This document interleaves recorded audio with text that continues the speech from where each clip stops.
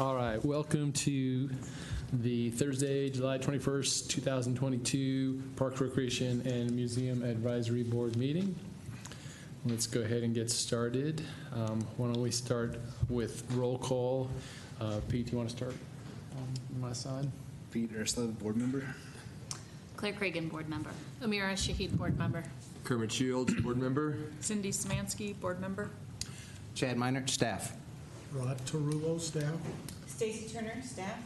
Craig Middleton, board member. All right. Have you guys all been able to review the agenda, and do you have any revisions or questions? No. The agenda. All right, we got. I'll second that. We got a second. All in favor of approving the agenda, say aye. Aye. Aye. Excellent. The agenda has been approved. Have you all been able to review the June 16th meeting minutes from last month? And are there any questions or revisions that we'd like to make? Good. I move we accept the minutes. All right. Do we have a I'll second? second. We got a second. All in favor of approving the June 16th meeting minutes, say aye. Aye. Excellent. Those are approved. Do we have any public comment tonight? Hi, Michelle. All right. So, so no public comment. I think you guys are here for the next item. Okay, cool. That sounds good. Let's move on to the Lena Gulch Bachman Park open space presentation. You guys want to come up and maybe, has everyone in the room also signed in? And if not, maybe by after the presentation, if you guys could do that. Yep. We can pull more chairs. You want to do that, or how? Either way, we're happy to stand too, whatever's best for you guys. All right. As far as the questions go, You're just going to have to see. I've done it 15 years. circling around. Little chairs? Yep, let's do it. Okay. Squeeze in.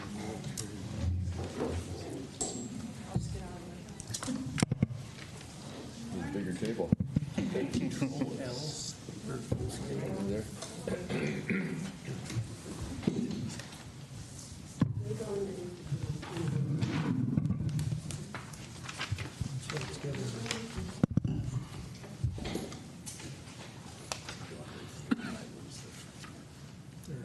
There we go. Thank you. I'm Joseph Lammers. I'm a civil engineer for the Public Works Department. So I'm kind of the city representative on this project. So what we're here to talk about is the Lena Gulch Improvement Project, and even more specifically, its relation to the Bachman property. Chris.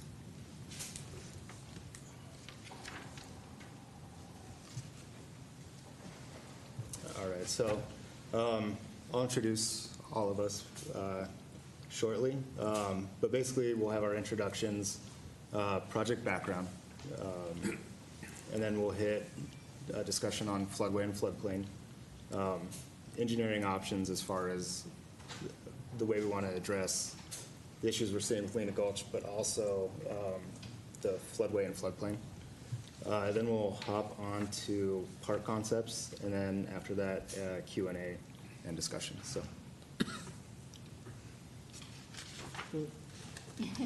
It's a touchy mouse. There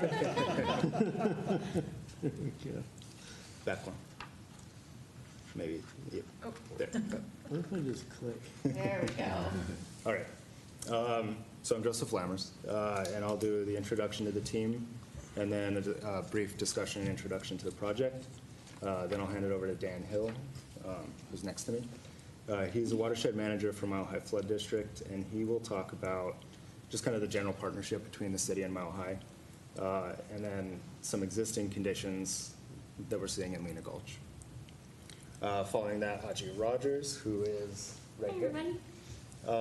She'll have more of a technical discussion on the restoration approach the existing floodplain conditions and the approach to mitigation. And then finally, we'll have Chris, who's our landscape architect. He's with Stream Landscape Architecture, and he'll kind of provide a conceptual level way to integrate flood mitigation into the Bachman property and the community benefits. So some background on the project. So the Lena Gulch project is being performed in conjunction and parallel to the US 40 project. I'm sure a lot of you are aware of the US 40 project, but it's being designed to modify US 40 between I-70 and Violet.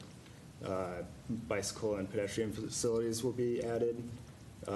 Intersection and roadway conditions will be improved. And included in that is a trail along Lena Gulch. So the Lena Gulch project is a project that's a joint project between Mile High and the city. The goal of that is to improve the channel and reduce flood risk along Colfax, mitigate the floodplain impacts from the US 40 project, stabilize stream banks, improve culvert crossings along the corridor, and restore natural and beneficial functions of the channel, create recreational amenities along the trail, and evaluate opportunities to reduce flood risks downstream of Zeta. Can you go back for a second? So what's shown on the right there is the project corridor for US 40. Ours is essentially the same. I don't know that we're going to go as far toward Violet as the US 40 project, but it's essentially the same. Go ahead.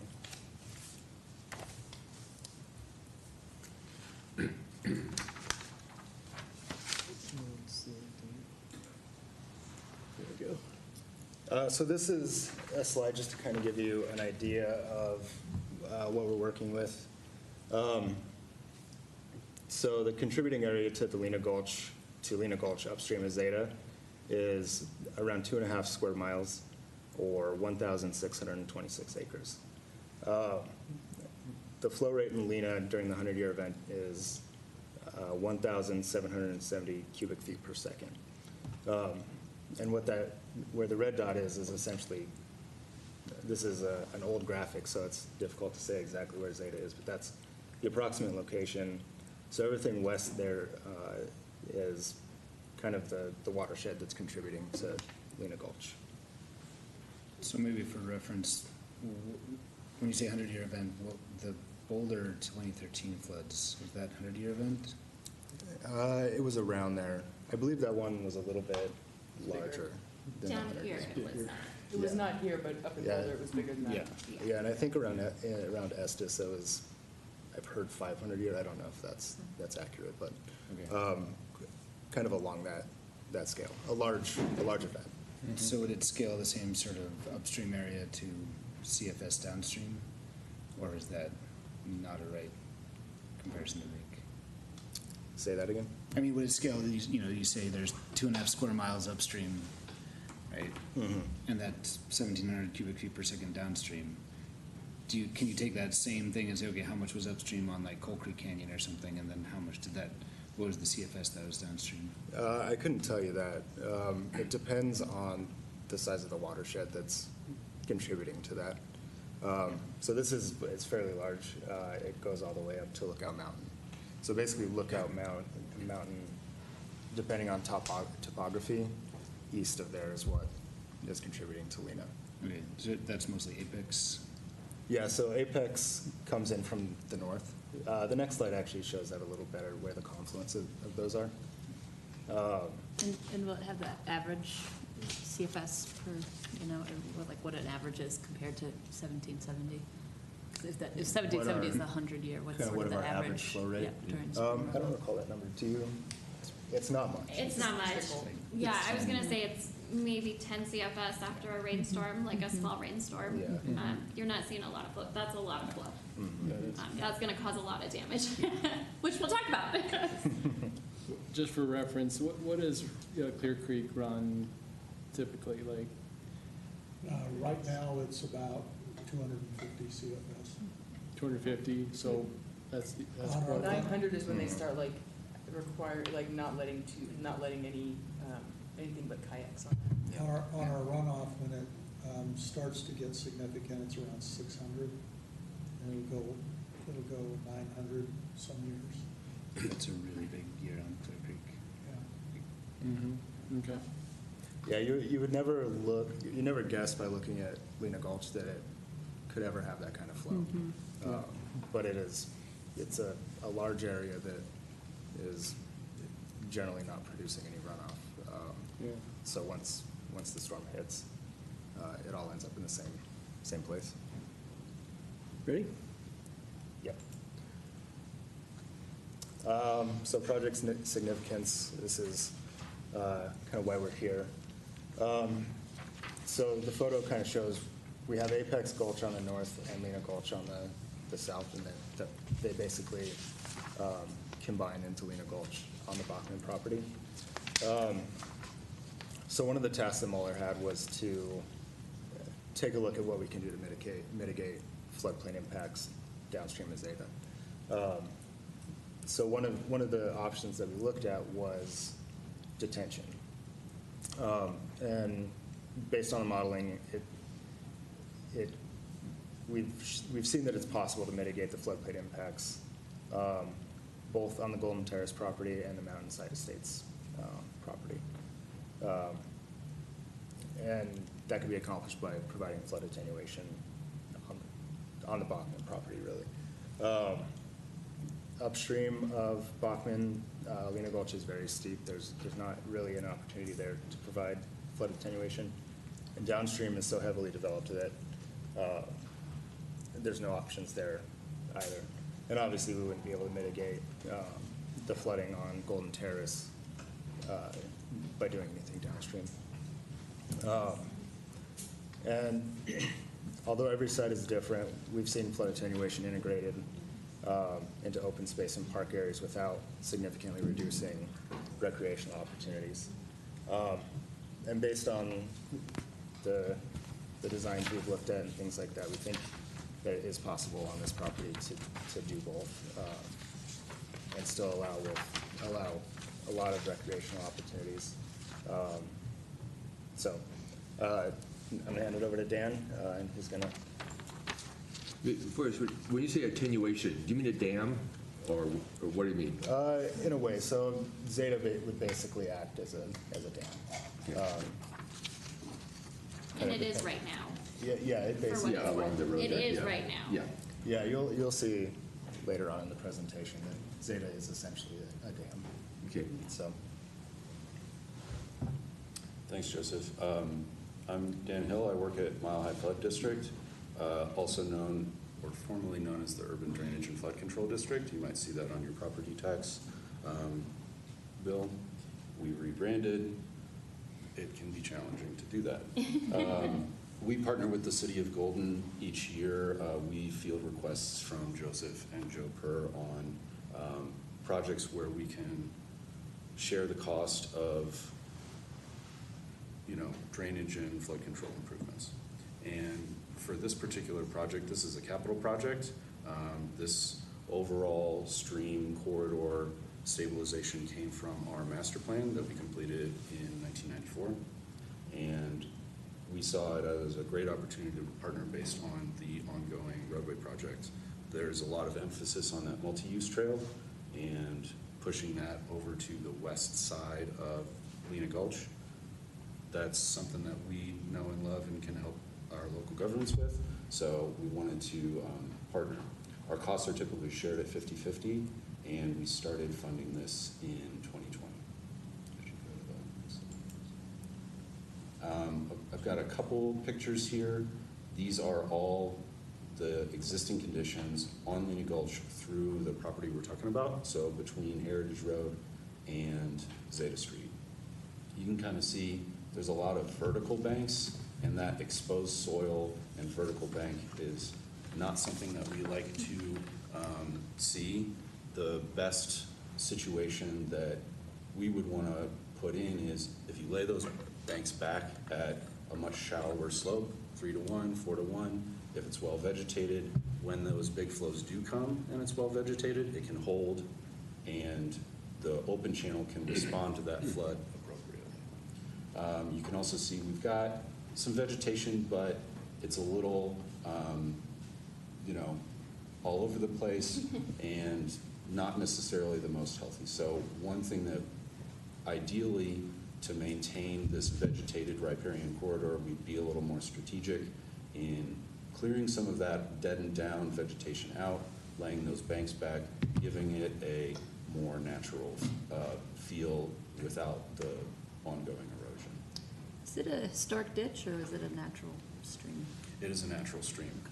It's just that, we don't have any real base flows. So that's why when we talk about the flood, we're right at the bottom of all those foothills, the foothills portion of that watershed. Apex Gulch and Jackson Gulch come together at the bottom of those steep valleys, and that's why you're seeing the major storm flows of 1,700 CFS. Those slopes really generate a lot of runoff. And here, these are just more pictures of the current conditions of Lena Gulch through here. And you can see that there's some opportunities here, especially with the vegetation. If we kind of clear out some of that deadened down vegetation, since the Parks Department has procured this property, we can find some opportunities maybe to bring folks to the banks and enjoy that as an amenity. And I'll send it to you. Sounds good. Okay, so what do we do with it? It doesn't look real nice right now. How do we turn it into an amenity? On some of our flatter slopes, we like to use something called a low flow rock lining. So what it is it's a riprap rock lining. You see the exposed channel in the middle, and then as you work your way up the banks, you get that vegetation. It's smaller, it's more controlled. A lot of it can be wetlands, but it's a lot more open and inviting to the public to come out and actually use it as an amenity. On the next slide, we use drop structures. These are just two of the drop structures that we use. These are the two that we feel like would be the most applicable in a situation like this. On the left is a boulder cascade. This is very similar to what you would find in the mountains if you were to go up into the hills.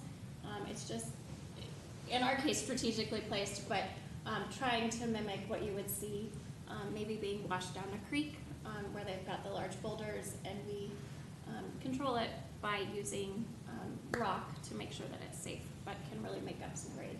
And on the right is a sculpted concrete drop. These are supposed to mimic more like a sandstone bedrock sort of feature, but provide that same benefit. But the key is really just to try and build them into the landscape as much as possible to provide an aesthetic feature, but also something that can be used. So. Next slide. Okay. I think this slide will be really helpful for you guys. What is a floodway and what is a floodplain? We're just kind of starting to talk about that. So the floodway is really the channel and the immediately adjacent land that's reserved to convey stormwater. So nothing can happen in the floodway, or very limited improvements can happen in the floodway because we need to be able to convey the stormwater. And then you've got your floodplain, which is the flood fringe. In the flood fringe, we can get development. We just need to watch what we do. But it's not going to inundate quite as frequently as your floodway would flood. Why this is important is that this property, go ahead, has both a floodway and a floodplain on it. So the sort of cross-hatched teal and red is your floodway. So no development within it is the way that that works. Your teal is what we call the floodplain. Most of that teal is downstream of Zeta, but what you will notice is that it's covering the adjacent mobile home park through that area. Not a good thing. It's going to flood the businesses. It's going to take out everything in its path. So concerning, this is what FEMA thinks it is. So you'll notice on this, we don't have any water on US 40. And as we were out there looking at stuff, we didn't totally believe it. And the floodplain modeling is old. 1992, I believe, is what Dan mentioned. That's old. A lot has changed in, almost 20 years. So we did some two-dimensional modeling, which you're going to see on the next slide, to really understand what the floodplain looks like now through this property, understand how much water we have, and where the water goes. What you can see is that the northeast corner of the Bachman property and that City of Golden property has somewhere between 8 and 10 feet of water that sits there. So that's that dam that you were talking about. Zeta Street right now is acting like a dam. The pipe that outlets it is actually closer to US 40. So that water just sits there. Eventually it'll infiltrate or it will go out. But it sits there and it ponds up and it spills over Zeta. You'll also notice we've got water on the road. Sorry, one thing. Go ahead. We have water on the road. That's about 2 feet of water running down US 40. Just to. She said, when does it sit there? Well, it's gonna sit there It is below the 100, road. it is 100, it In is 100 100-year years. flood, okay. And honestly, even smaller events, it's gonna sit there because there's no outlet pipe. And so that's really what the problem is that we don't have an outlet for this. If you look at the property, that's the low point on the property. And so we gotta get that water out. No matter what you guys do with the property, no matter what happens with it long-term, that water's gotta get out. And so that's something that needs to be a part of it, no matter what. So let's look downstream a little bit. Next slide is showing what's happening downstream. This is actually very similar to what FEMA thinks the floodplain is, so that's good. Good and bad, I guess.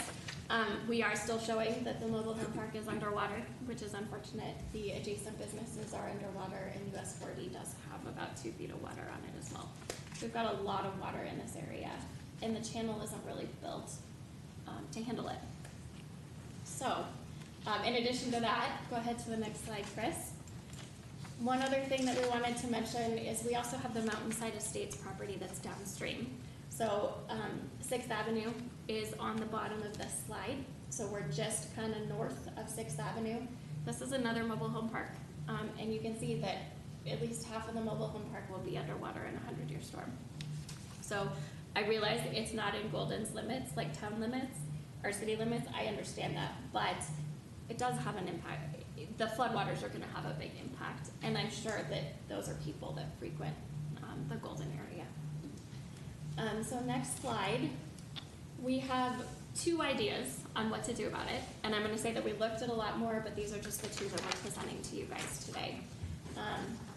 One of them, I will say, is the more natural way to handle it, the way we like to handle it, to be conscious of what's happening out there, and that would be the installation of a detention pond on the site, and then we'll put a pipe under Zeta to get all of that flow out, continue it in the ditch that's running kind of through that area, upsize pipes where needed, and outlet it on kind of over by the gas station on the downstream side. So the benefit to a pond, like we were talking about, is that we're really reducing those flows. So that 1600 CFS might go down to like 800 CFS, which is a big difference from a channel flow perspective and what happens to everybody downstream. That has a big effect on Mountainside Estates, for example, on really reducing that floodplain. But we understand that you guys have acquired the property, you have plans for it. And so if we don't do that, what we feel like is our plan B is shown on the next slide. And that is, it's gonna come. Wait for it. There we go. So that is to install a large box culvert. That white line is the box culvert. Sorry, it's kind of hard to see on this map. But that's an 8-foot by 8-foot box culvert that's gonna run from the west side of Zeta and run all the way down basically to to 470 there. Does it takes care of the problem. You know, the water is not on the mobile home park. That's great. It doesn't help anybody downstream. As far as aesthetics and everything else, you know, it's nice to be able to have the water and turn it into an amenity, but this works. So those are kind of the 2 concepts that we have for you as far as how we take care of the flooding. I'm going to turn it over to Chris, and he's going to go through how do we use the park site. Thank you. Just a quick question, a box culvert, just exactly what you think of, right? Yeah. And it's not Think of something that like would a have big- any, like, you know, I think of Kinney Run, it's not including any trail underneath, No. it's just the culvert itself. Just Okay. the culvert. Yeah, it'll be under US 40. Most people aren't going to know it's there. So with all of that background in mind, we wanted to take a high-level look at where and approximately how much area we could afford to incorporate some park and open space improvements into the site. So in this portion of the talk, we want to do a few simple things, objectives, identify the locations, where could those things actually fit and still function with the pond. What is the aesthetic character of those spaces? How would it look and feel to be out there on the site if this is the direction that it goes? Illustrate scales by showing you some examples of parks that you may be familiar with, other golden parks, and then comparing those to the sizes of these bubbles that we're showing on these plans. And then at the end, just open it up for feedback and questions, and feel free to interrupt as we go through as well with questions. So we have two concepts. This is concept one, and we have 3 park bubbles in this concept. The circular one at the top is a potential overlook area, which sits up above where the pond would be. The topography naturally rises up in that direction. The blue outline that you see is the 100-year water surface elevation for the pond. And in both concepts, you'll see it's just a little over 4 acres of the site. So you're regrading in this case? There is major earthwork involved with getting the pond in there. Yeah. So significant cut. And then the things around the perimeter perch above that, you'll see in some cross sections. We'll show elevationally how those could work. You said 4 acres? 4 acres. Out of how many? How big's the property? Well, so that's a good question. I don't have an immediate answer for the entire parcel. It's about 14 acres. Okay, great. Okay, Nine so on the original 4 out of purchase and another 5 14. on the land yet to become city. Thank you, Rod. Thanks. So in total, the green bubbles on this one are 4.5 acres. And that's, of course, within this matrix of open space, native area, we see restored as part of a contiguous landscape that those bubbles sit in. So it feels like one landscape. It's not like these are necessarily disconnected from the rest of the site. So again, an overlook up at the top, we're showing trail network and the dark dashed line. So the idea with that would be a multi-use trail, most likely concrete, hard surface, appropriate width for regional trail. What we're not showing but envision as part of this, both of these concepts, would be some soft surface trails, some crusher pines that would dip down and across the site and connect to different little amenities that you could include as part of this. The overlook bubble is just under a half acre.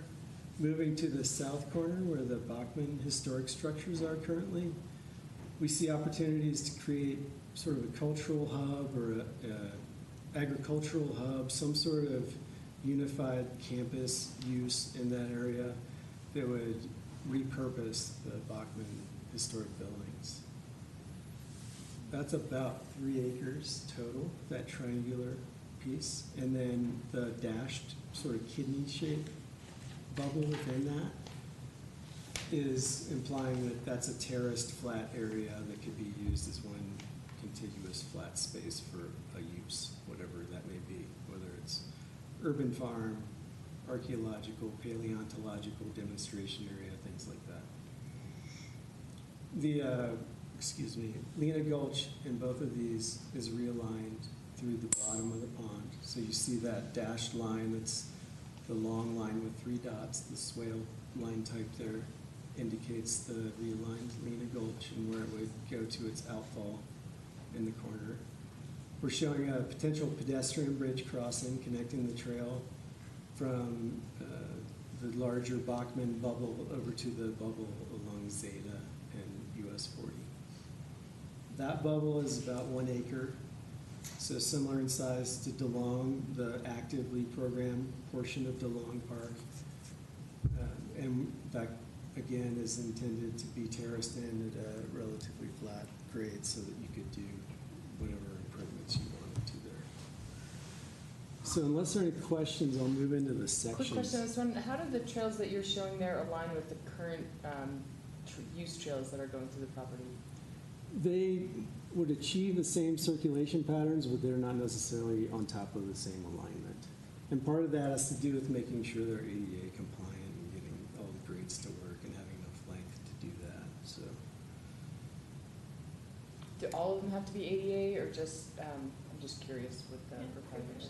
Our intention would be for the multi-use, the hard surface to be ADA, and all the secondary crusher fines connections to not be. So in that case, you know, those could align more with some of the social trails out there, the soft surface.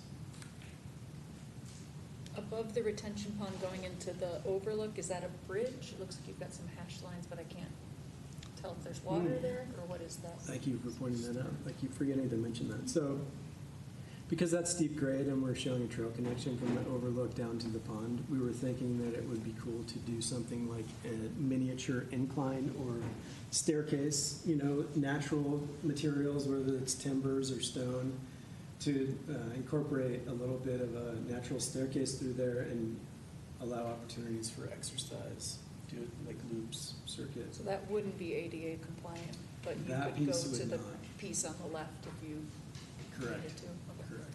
And there's potential for a connection too, we don't show it here, but from the northmost arrow straight down the lots to connect to the pond, the one above the pond there as well. So that could be another way around.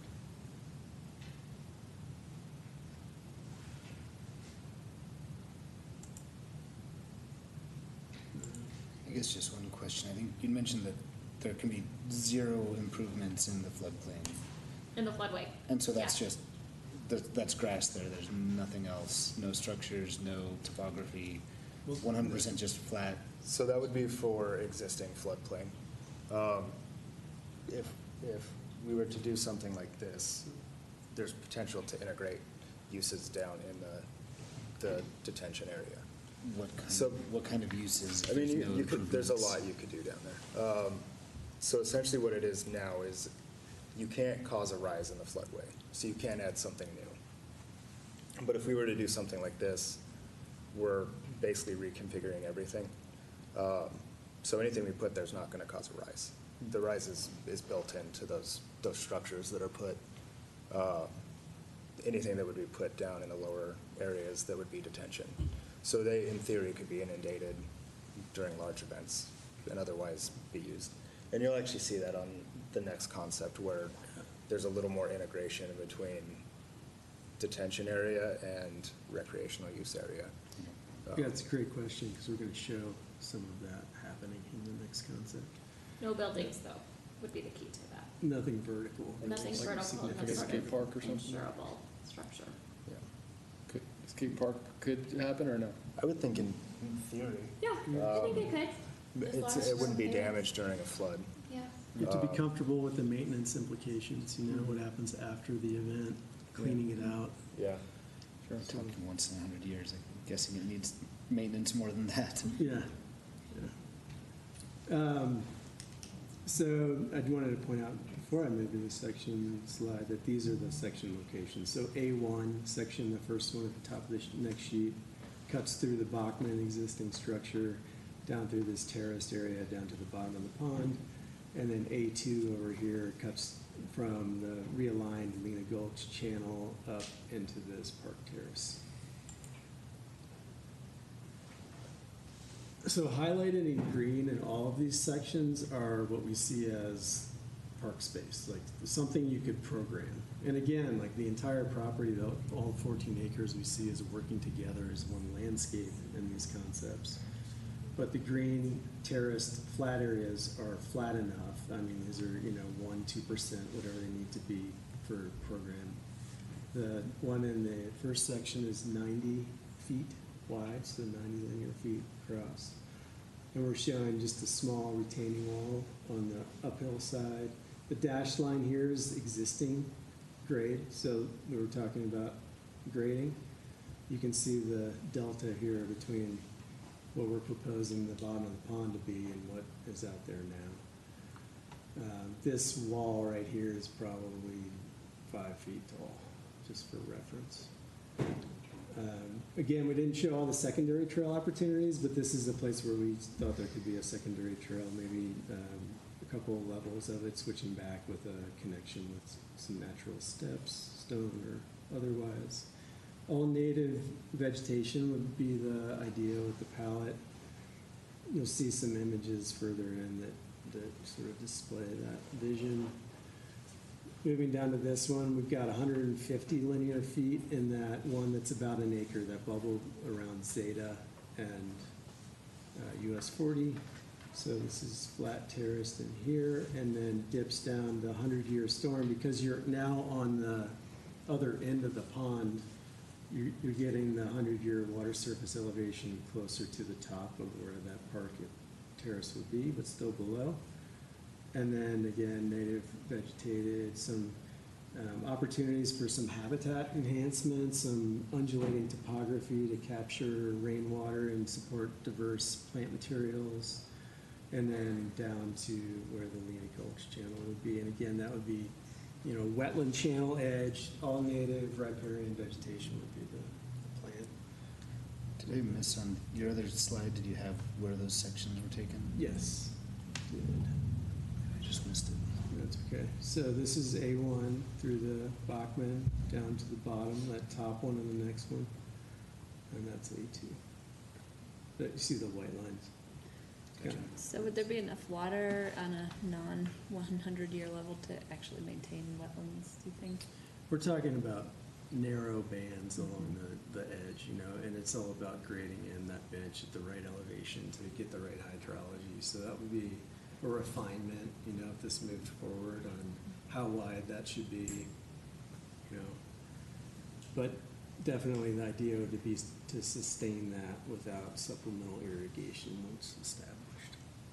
So, sorry, on the first section, so there'd be a pretty steep drop off, but in most other places you could kind of walk down into it, that the slope would be pretty, progressive. So it depends on the encroachment of these edge improvements and how they end up influencing the grading, But in this instance, the way that we're showing this, correct, I mean, the one down at Zeta, it's a gentle slope, not a lot of elevation. And we would still invite people, to go in, they could go in and out, okay. Yeah, so that network of secondary or soft surface trails could Keep going, yeah. facilitate that. We definitely would strive to designate those and not have people just going everywhere. Some of that would tie into the little boulder structures that Audrey was showing, some of the sculpted concrete and the other drops. That could tie into the Crusher Finds Trail and be a little stepping stone crossing. So you're kind of choreographing where people are going through the site that way. And the choice to, put in the retaining wall versus something more sloped, is that to create more flat, usable It's parking to get spaces? those big flat areas. Yeah. If you were to put a vertical dimension on there, how deep, where's the bottom of the pond relative to your upper green space on the section? Well, I'll lean on Audrey a little bit there, but I think we're talking about a 10-foot excavation, maybe deeper. I would guess that you might be on the magnitude of 30 feet, honestly. There's a lot of grade on that property Is the right vertical now. scale the same as the horizontal? Yes, yes. Because like that 90, if you kind of flip it, That yeah, does, it looks maybe very- there's something a little off there. Because I would it's guess not it's like- 90 feet deep. Yeah. right. I think that Lena is like 40 feet. There's a 40-foot elevation difference from Heritage to the low point at Zeta.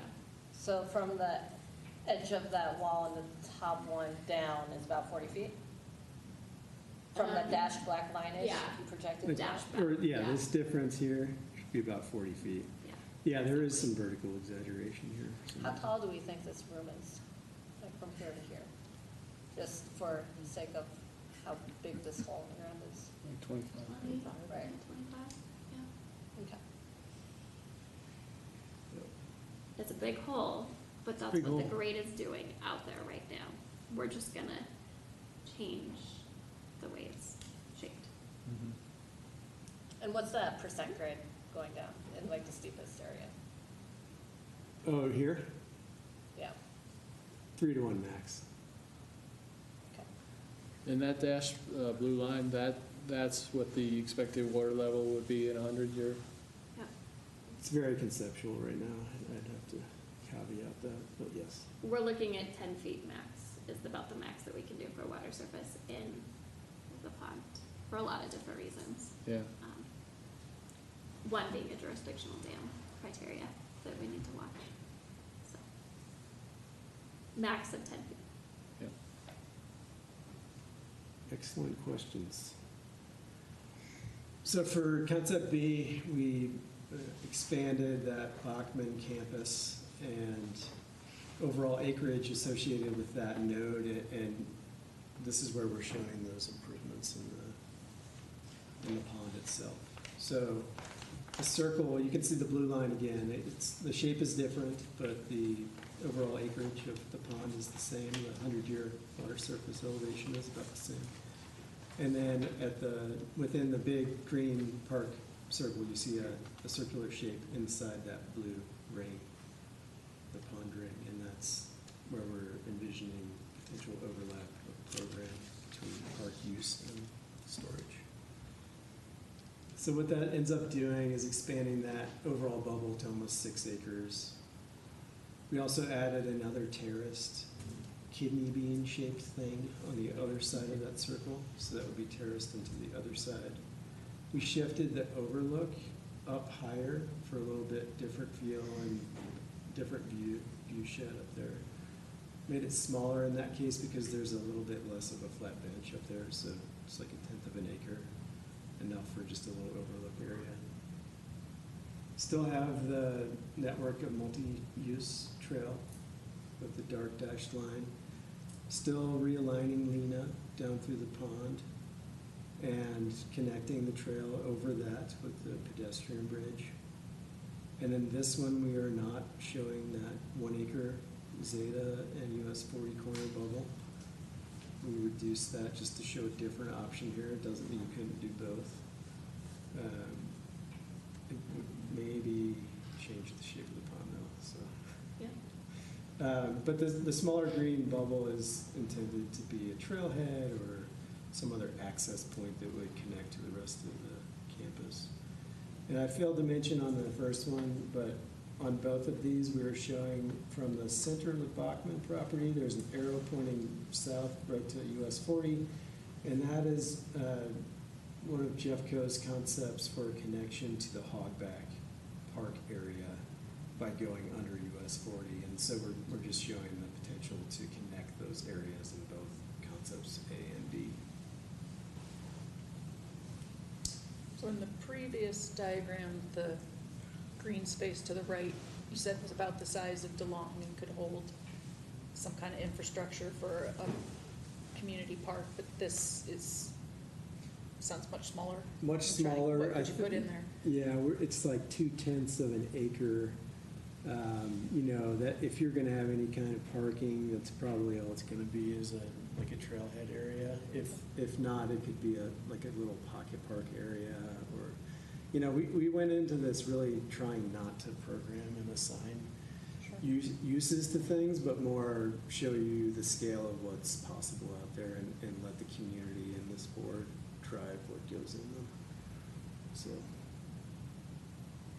And then the other on the left, those kidneys and things, could you put park amenities in there? Yes, those are the flat terraced areas as you saw in the last section, so we can show you those again in the next set of sections. So the section lines on this one is very similar to the original concept, B1, going through the existing Bachman structure down to the bottom of the pond, and then B2 is perpendicular almost to that, to show how the other terrace and the entire lower bench within the pond could look, and the scale of it.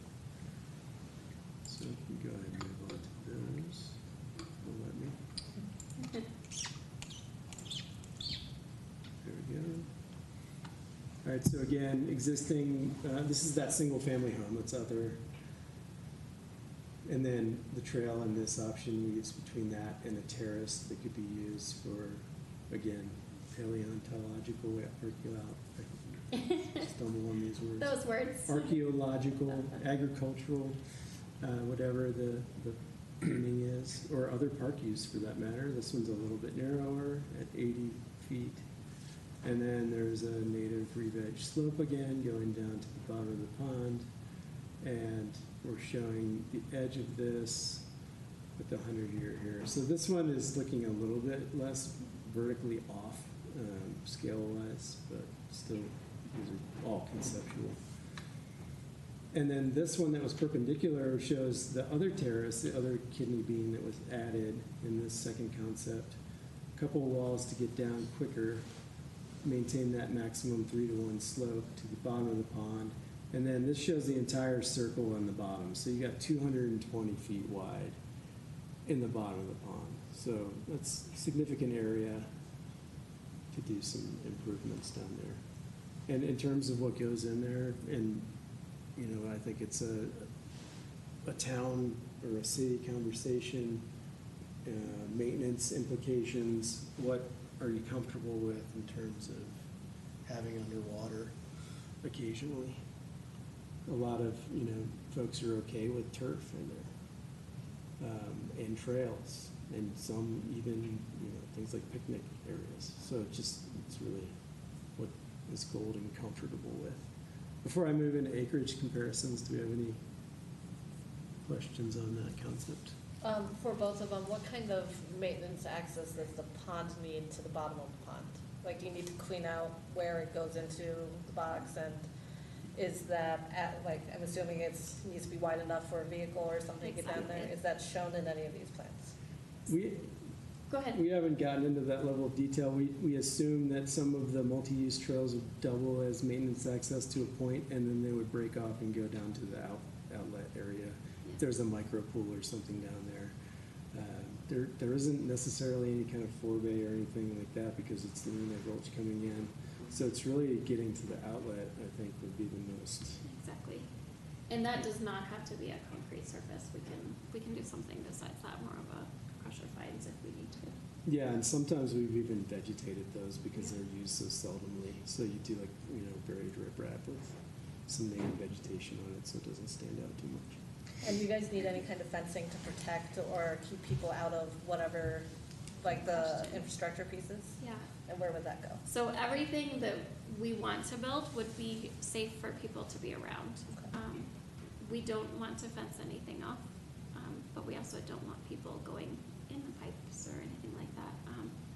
The infrastructure on this is probably pretty similar to the Lena Pond that's right on I-70 and 6th Avenue in that sort of Gore area. It's probably pretty similar to that. You don't even see it when you drive by, but it's that level. It's just a big concrete structure that kind of blends into the surroundings with some grates and some screens to kind of protect things and not allow access. Yeah, on both those maps, you know, it'd be useful to, besides the 100-year flood, have the circle for the 10-year flood. Yeah. What you might expect. Yeah, But my question, sure. both of these concepts are park concepts, and this is open space. A lot of people, us and stewards of open space and the neighbors, they don't want anything there. So, Yeah. So is there an open space concept here? Totally. I think there's a lot of different options for this site. Definitely are, and you know, part of what we wanted to do is just show that you could have some big flat areas if you wanted to do something that, you know, to make this an open space park is a lot easier, really, because you can take away all those big flat terraces and you can restore native habitat and have overlooks and, you know, picnic spots and a really nice trail network and connect to all points for the community surrounding it to, you know, come in and enjoy it as open space and view it, and maybe there's even wildlife viewing opportunities, things like that. So I know the stewards would say you're ruining open space, but you know, you can't, you know, you're taking the stuff away. Yeah. And so there'll be a lot of pushback on that. Yeah. And it's not an open space. It's what? It's not exactly open space, it's Well, also a park. the sign says parks are open space right now. Right, but it was So- purchased to be a park, so Well- definitely not, we're not pushing you guys towards the open space, you know, completely. Well, this, We're not? this, No. this can provide you both. But I don't think the decision's made yet. No, it's not, but it's definitely not one or the other. Yeah. And this doesn't, I think with what we're showing, it's, you have every option in the world you could Yeah. whatever's decided could be integrated into this property for the most part. So I guess to me, it comes down to timing. So, you know, this is where I'm sort of feeling a little bit blindsided. Just because I didn't know this was coming. And you know, I'm thinking about the process. And when I was envisioning us moving into Bachman, I was thinking it's going to be very citizen-driven. You know, we've got a lot of efforts going on to try and figure out, you know, what's the balance of open space to park. So I guess I'm wondering about your timeline. When do decisions need to be made, and how does that integrate into, you know, what we're moving a little bit on our own timeline that they need to dovetail at some point to sort of make sure. I think there's room, obviously, for all of this to work together, but this is feeling a little bit more set, and we're glad to hear that it's not an option. So This actually isn't part of our project yet. okay.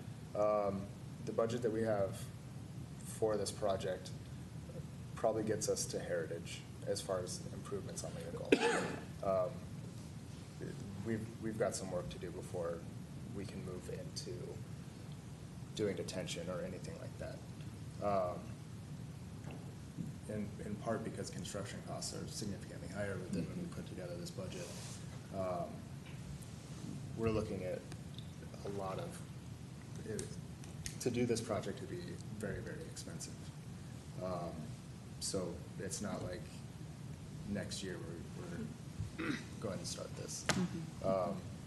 So I think there's time for public engagement and things like that. So we're basically, our focus as far as construction starting alongside the Colfax project is improving the channel, installing the trail along Lena Gulch from Heritage to essentially Gateway Village. Okay. So this isn't, if we proceed with this option, it's not next year. Okay. More than likely. 5, 3, what do we think? Hopefully sooner rather than later. It's just hard to say where the money's going to come from, if grants are available and things like that. Okay. So regardless, it'd be a project that we do alongside Mile High. Okay. So we're kind of, with how much everything costs right now, it kind of redirected our process, and the cost of this it's very expensive either way. So I'll say in terms of timing, we wanted to get this to you now because we know you're about to do all this. And in terms of timing, this never happens for us, where, you know, everything downstream of Zeta in the Lena Gulch watershed is pretty much fully developed. This is an open space or park that could have a multi-use function with detention that has a lot of additional benefits for public safety. And if we could get you aware of that at this phase in terms of timing, that's what I'd want. So yeah, to echo what Joseph's saying, that's a whole other discussion in terms of what's the time, what's the money look like. I have a question for Rod, I think. Is it Parks Department's call on if you want to integrate this into the property, or is this like above us that they can do some kind of like, I don't want to call it a taking, but like, can they kind of override whatever like your department has the authority to do? So we need to be partners with everybody that we can to find the best solutions for all of the varying diverse needs for this property. I think when we bought it for park and open space, it was never intended to handle a significant drainage challenge like it's being considered for now. But that doesn't mean that we can't try to find something that works for everybody. You know, the 2006 master plan talked about unmet park needs in this part of the city, and that's why we did the original purchase. Those unmet park needs are primarily from the people to the east that are affected by this drainage challenge. And so we're trying to give them a level of service in parks and recreation that we believe is underserved, but we also have obligation to do our best to try to protect them from Mother Nature and all of those things. So I don't think it's a foregone conclusion that we have the final say, or Public Works has the final say, actually. I think we need to all try to work together to figure it out. And that could look like a lot of different things. I mean, that could look like taking some of the suggestions they have and seeing what might or might not work. It could mean that maybe we sell the property to them and let them use it, and we take that money and find a place for a park that doesn't have these kinds of constraints on it. I mean, so there's a variety of options out there that we could look at. It gets complicated too, just a little bit. The 9 acres that we originally purchased have a reverter on them from Jeffco, and that means that if we don't use it for parkland, they can take their money back. And it's, in the big scheme of things, it's not a ton of money, but it does come into play. And there is some possibility that as we have been patiently waiting for the southern portion of this to come to the city, that maybe if it's all used primarily for drainage, they don't want to give it to us. I mean, I can't speak for Jeffco, and that's a possibility. So it gets, those kinds of elements are out there that we have to be able to work through and figure out also. And then there's just other issues too. I mean, the archaeological part, I mean, Lena Gulch is full of artifacts, and that's true as it goes this direction. And so it's not just trying to figure out how parks and open space work with it, but it's trying to figure out how you address artifacts that are in that area. It's not easy. The whole thing is not easy. Is that helpful? Did that answer your question? Yeah, and you mentioned like maybe it could be a sale or something. Are there other parcels around here that we could buy and use for this purpose? There's not a lot, but there potentially could be some. Mm-hmm. It might end up being a thing like DeLong, where we identify places, and eventually if we have the opportunity to purchase, we go in and remove structures or things like that to make it work.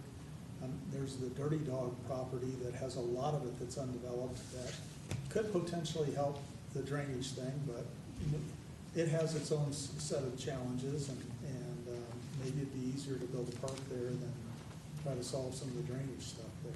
So, Well, one thing to keep in mind is that we don't, regardless of the way this ends up going, we don't want this to be an area where people aren't engaged with the work that's being done.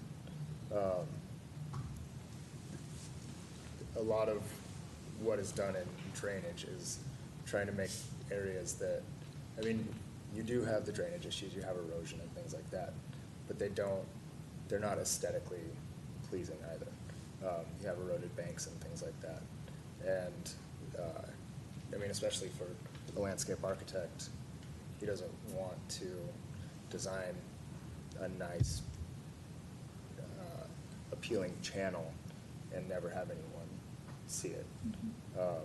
So I don't know that we would, regardless of the way it goes, that we would necessarily want this to be an area that's untouched by the community. What our ultimate goal is to put something together, and we're not trying to dictate design as far as the recreational space goes. But we want something that is, everybody gets what they need and or want. But I think that's what that's sort of the overwhelming sense that I get with this. I just think that it would be great if the community needs from the park side could sort of influence, because it seems like there's a lot of flexibility on the drainage side. And there might be, certain sort of must-haves at this from the park side. Yeah. And so to have that process sort of go first, and then have the piece that figures out, what do we do in these drainage areas? How do we design swales? Would be sort of a good thing to follow on. And if we can get the timelines to align, which is looking like a possibility if it's not, a next year type thing. Yeah. then I And think if the there's interests overlap, Right. or the cost of it will be, like, the actual parks contribution will be Right. offset by, presumably.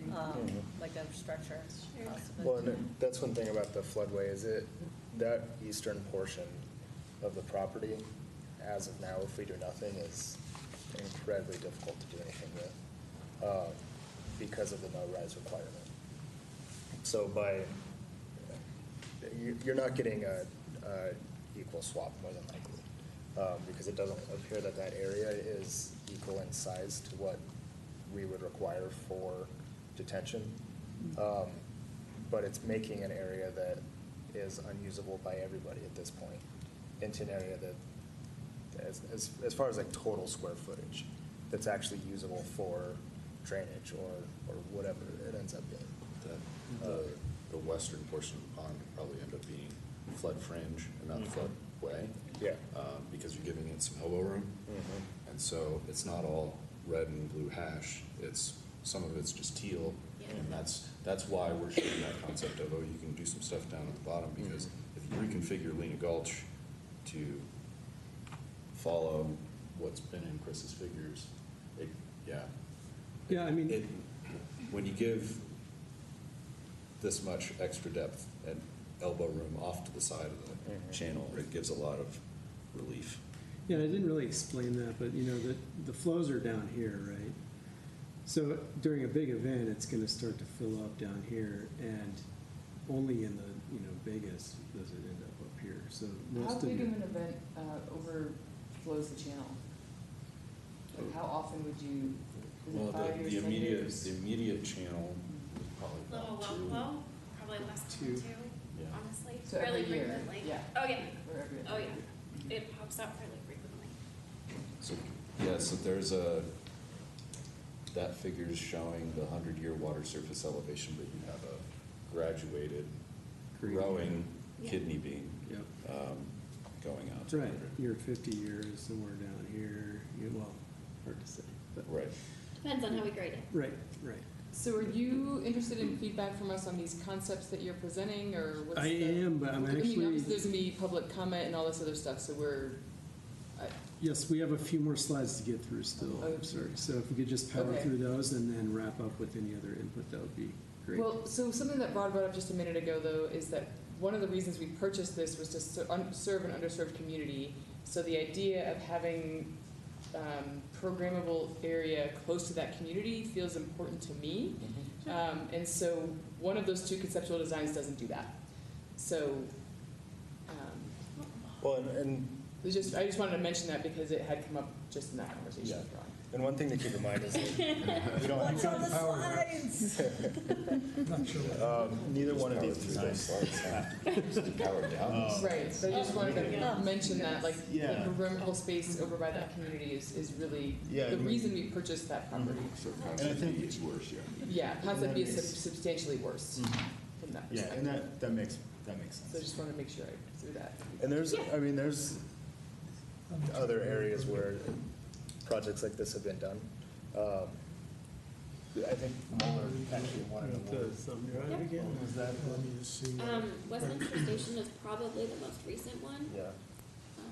Right next to the light rail.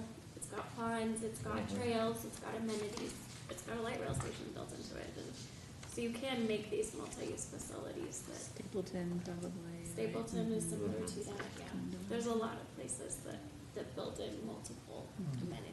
And I guess one thing just to Yeah. think Let about me too give is you we're this talking about one. these extraordinary events that would then sort of isolate this into pond, right? But typically it would all be connected, and Yeah. so in terms of serving, those sort of communities, it's not right next door, but there's still Yeah, but walking access. There's Concept Day has it right next door, and that's Yeah. a lot nicer. Like, I live right next door to the Especially park, for which is young much nicer than kids, yeah. living a quarter mile from the park, right? Mhm. Like, The one that says low And res. I think that there's a lot of, we've got A and B, C could have. yeah, there's a lot of So, other options. yeah. I'm just saying, Yeah. Sure. from my perspective, individually, Opinion. Yeah, That's gonna be that's right great. there. I'd much rather have the playground right there next to the community that we're intending to serve. Totally. Yeah. And this site does provide challenges that some of these other examples may not, where you have kind of the luxury of space. It's a large property, but it's still, the volume we're trying to accommodate It's huge. is huge. So it would be, it's not, there's no easy design. And so you're targeting downstream flows of like 800? Is that Ish, what yeah. I heard? Yeah, exactly. Trying to cut the flow in half. And that 1770, is that from the FEMA, or is that something you all did more That's recently? FEMA. Yeah, that's from FEMA. Because it'd be interesting to see the difference between FEMA's 1990 something modeling and like modern, like that's, It could be a really big difference. So that 1770 originated from a Mile High Flood District master plan. We measure the hydrology of these watersheds before we map the flood risk. Then we have a process where FEMA adopts those. So we are looking at this watershed again, not specific to this project, but overall. We're going to remap the floodplain because some other things have changed. It's been, the upper watershed was studied in 1994, Yep. lower watershed was 2007. The flows If we have to. are about the same, especially here, because not much has changed. Like in the past 30 years, not much has changed from Zeta Street upstream. Martin Marietta, Apex Gulch, there hasn't been a lot of additional development or impervious areas. So what we're seeing at the start of that update is that the 1770 will be about the same. Okay. Is the 100-year flood contours, is that prediction, is that still a 100-year prediction, or is that, I guess my understanding is that some of those, 10-year, 100-year, 1,000-year floods, those are, right, oh, maybe we're talking more like a 50-year, maybe we're talking more like, those sort of, the intervals are becoming more frequent instead of maintaining that same historical frequency. Yeah, well, and I would say that if you look at flood maps, it's a hard line on a map. May have to download. There's a lot of assumptions that go into that line. Because, and as engineers, we have to go through our process in terms of, NOAA says the rainfall is this, the Army Corps says we should model it this way, and that's our best guess at what nature's gonna do. It's not gonna rain the way we think it's gonna rain, so that's our best guess. But yes, to your point, those contours are changing, and we've been getting updated rainfall data from NOAA, and they have updated projections. It hasn't affected our flood maps too much, because in the general region, I think that the flood district made the right decision long ago that our floodplains are based on future conditions, and so they assume, okay, well, the whole watershed is built out. What happens then? Instead of what's happening today.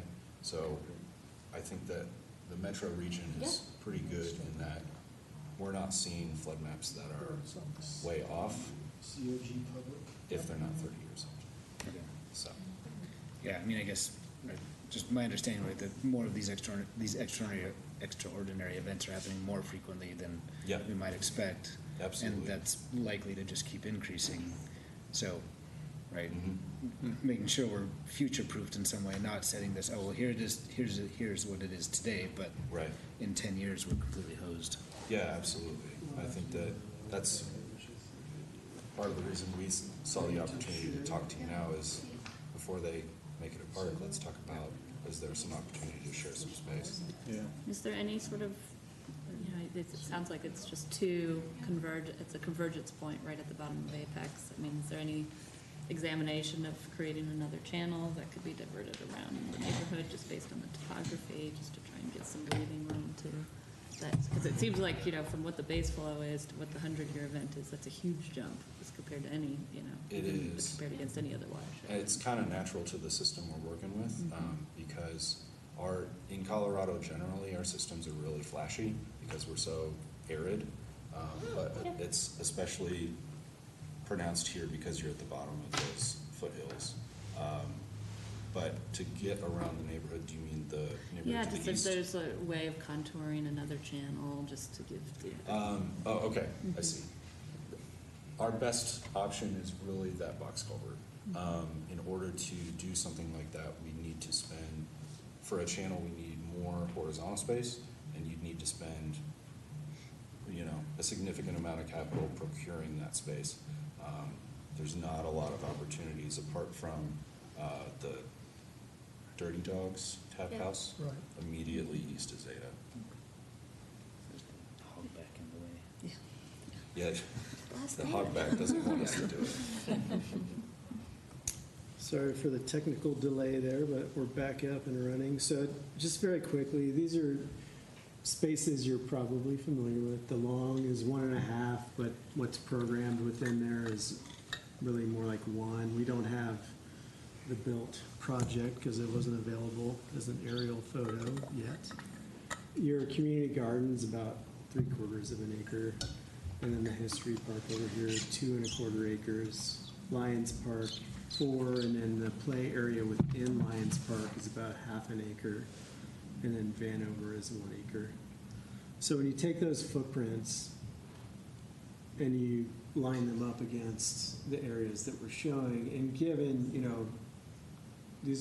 that's not 6.1 total acres of flat area that we're showing. There's undulation and terracing in there potentially, but just in terms of scale of space, you can see how some of these things start to line up. Again, that triangle that was by Zeta and US 40 is pretty similar to DeLong Park size. Lions Park could, it's similar to the Bachman property expanded campus bubble with some elevational variation within it. So I just wanted to share that to get a sense of scale for you. And then this is the last few slides we have, and then we'll go back to questions and everything. Our vision for this, how this space could work, really is an integrated open space with pockets of other things within it. So the realigned Lena channel, again, would have a narrow wetland edge with riparian vegetation along it as well. And then that would, being where we are climate-wise, pretty quickly rise up into an upland vegetation plant community. These images show how both soft and hard surface trails could weave through a landscape like that. How in the bottom center, soft surface could provide different opportunities than the hard surface does. And there could be places to rest or places to sit in the shade, other things like that. And then bottom right is an open water condition. So what does it look and feel like when there is a big storm or after a big storm? A larger area of open water. The upper right image I was alluding to earlier, in that this realigned Lena channel could have crossings from the soft surface trail, and those also functioning as stabilization for the stream or crop structures for the stream. Do any of those images have a bottom of detention pond on them, or are part of a pond? Or is it just palette? These are more channel-based, but we have seen the same thing successful in the pond environment, not necessarily at the very bottom. These are channel and adjacent to channel conditions all around the immediate area here. So there's most of these are Lowry East Lawn and Lowry East Open Space, or Great Lawn, I'm sorry, East Open Space, and then that's Little Dry Creek. And the bottom center is in Colorado Springs. It's Wild Rumpus Park, but yes, that's, you would have a slightly different condition. It's the character in the plant communities, I think we envision being very similar. So again, we're not trying to program assigned uses. These are some high-level ideas that I already mentioned, whether it's community garden-based agriculture or something more serious than that, staffed urban farm type program. You have Dinosaur Ridge nearby, and there are artifacts on the site, so some archaeological demonstration areas make some sense. Interpretive kiosks, places to learn about cultural, natural history. And then lastly, some activities and some ways to get around the site and what our vision for that could be. We mentioned the miniature incline. This is the actual incline at Manitou Springs here on the top left. And then in the sketch next to that is a Mount Zion concept we did for Jeffco. So something like that could add some interest and opportunity for exercise and a different way to get around the site. On the upper right, we're just showing what we envision as, the integration of the channel, the reline channel, and that ped bridge crossing. So something, weathering steel that blends with the landscape and really fits with the Colorado aesthetic. There are opportunities around it to do small footprint activities as well. So whether that be like a fitness station circuit or a little climbing area, those things don't take up a very large footprint. So they're opportunities on this site to have those dispersed along the trail. The overlook area, the larger version of it, could be a good spot for the climbing feature. And then how do you rest? How do you sit on the site? We're thinking our vision for it right now is natural materials that complement the rest of the native plant palette and the weathering steel of the bridge. So some stone with the steel panels behind, just delineating that space for sitting. And then finally in the bottom right, just the idea of an overlook landmark, something up above that draws you to it. This one coincidentally could play on the arrowhead history of the site and provide shade or provide a space for interpretive kiosks or other things to be for people to rest and learn and visit. So with all of that, I will stop talking and get it back to you guys. You know, obviously we think that there are really good opportunities to improve public safety, accommodate stormwater and flood attenuation, and provide recreational opportunities and really habitat enhancement as well within the open space. So we'd love to hear more feedback or any other questions that you have. I feel like we were wanting to too much more time. Yeah. But I do have couple questions, but the downstream of Zeta, it sounds like both of the things that you talked about, maybe I misheard it, but both of them were underground channels. More or less, yeah. There is a small, there's a small portion right by Dirty Dogs that is open right now, so we'll leave that open. And then everything else is already It's already closed. underneath. Yeah, there's like it's actually a concrete ditch. It's a concrete ditch that they just put a cap over that's running through the mobile home park. So we wouldn't be putting more of the stream under the ground. We'd just be keeping what's already, because like right now, all the effort is in daylighting channels that have been buried. So yeah. Okay. Yeah, great question. Yeah, we don't want to bury it if we have a choice. So. I mean, based on Zeta being a kind of like a dam right now, if there was a 100-year event, then that's going to act as a dam, right? It does. So if we do a park in here at some point, we're going to have to address this anyhow, right? So I think it makes sense to incorporate, you know, this team to look at options once it gets to that point. Yeah. It's reminding me of just early conversations we had talking about this site and just the elevation challenges and trying to do anything with trails. And I mean, it's kind of literally leveling the playing ground for putting something in, but it fundamentally changes the feel of the site too. There's pros and cons. Can we get your whole package? We get a kind of partial stuff you sent out, or maybe you just Definitely. send the whole thing along so we can look at those maps. Of course. So one thing, I mean, thank you for the presentation. This is very good and good information. How closely is Public Works working with Parks and Rec? Because I think maybe I missed it, but I think the first that I heard about it was last month when you mentioned it, Rod. I think you guys have been working this for quite a while, considering it. So, you know, I guess as we move forward, thinking, you know, in our minds as of a month and ago, and maybe even just 2 hours ago, we had Bachman as a blank slate to do whatever we wanted with. Now it's okay, we're going to put this added use, added constraint on there, and that's good to know, but I just want to make sure that as we consider this, that, right, particularly within the city, you guys are actually talking, because I guess based on what's been fed to us, I'm not sure that that's happened yet, but maybe you've been more involved, Rod and Chad. I got brought in a couple months ago and had a meeting where 6 or 7 of them ganged up on me. And I think I tried to. You mentioned it at our meeting. Yeah. But yeah, I think you're right. And I think my opinion is that not only do you maybe feel surprised, but when this gets public, which it will probably based on tonight, there may be other people that are really surprised too. And we need to be mindful of that. And we've been working on this project for around a year. And really it was, parts of this project was necessary because of the Colfax project. Because of undersized culverts upstream in Lena. And just the fact that reconfiguring Colfax the way it's been reconfigured is going to have an impact on the floodplain. So that was always going to be part of that project.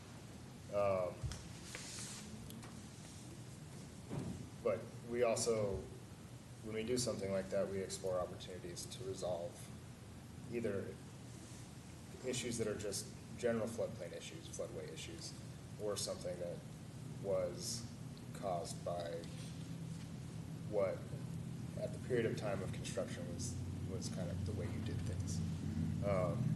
So kind of the natural part of this project would be evaluating, because we have to evaluate the floodplain and how to mitigate the impacts of that project on the floodplain. Well, that's going to impact the floodplain the entire stretch of the project. Because you're adding medians and you're adding sidewalks and regrading in parts of the floodway. So it basically just triggers that requirement. So it's not like I mean, as far as I'm aware, it's not like we've been plotting to take over Bachman. It's just the only opportunity. No, I mean, I definitely appreciate that. No, just thinking that, as we move forward, considering Bachman, then, we go, all right, this was bought to be a public park, right? That's one thing that it must be if we don't want to risk triggering this reverter clause. We also do not want to say, hey, look, you guys that live next door, look at this great park, but if it floods, you're gone, right? Right.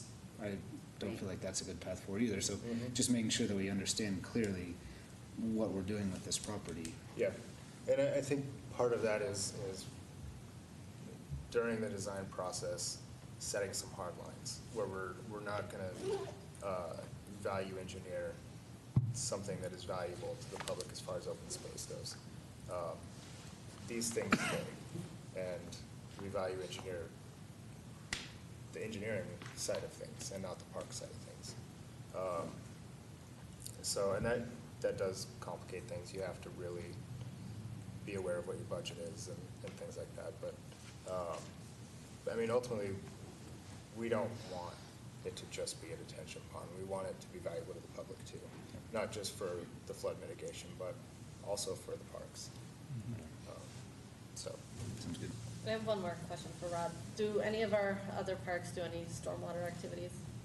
Well, there is stormwater activity. Or like were designed for that purpose? We don't have any others that have this significant of a detention component.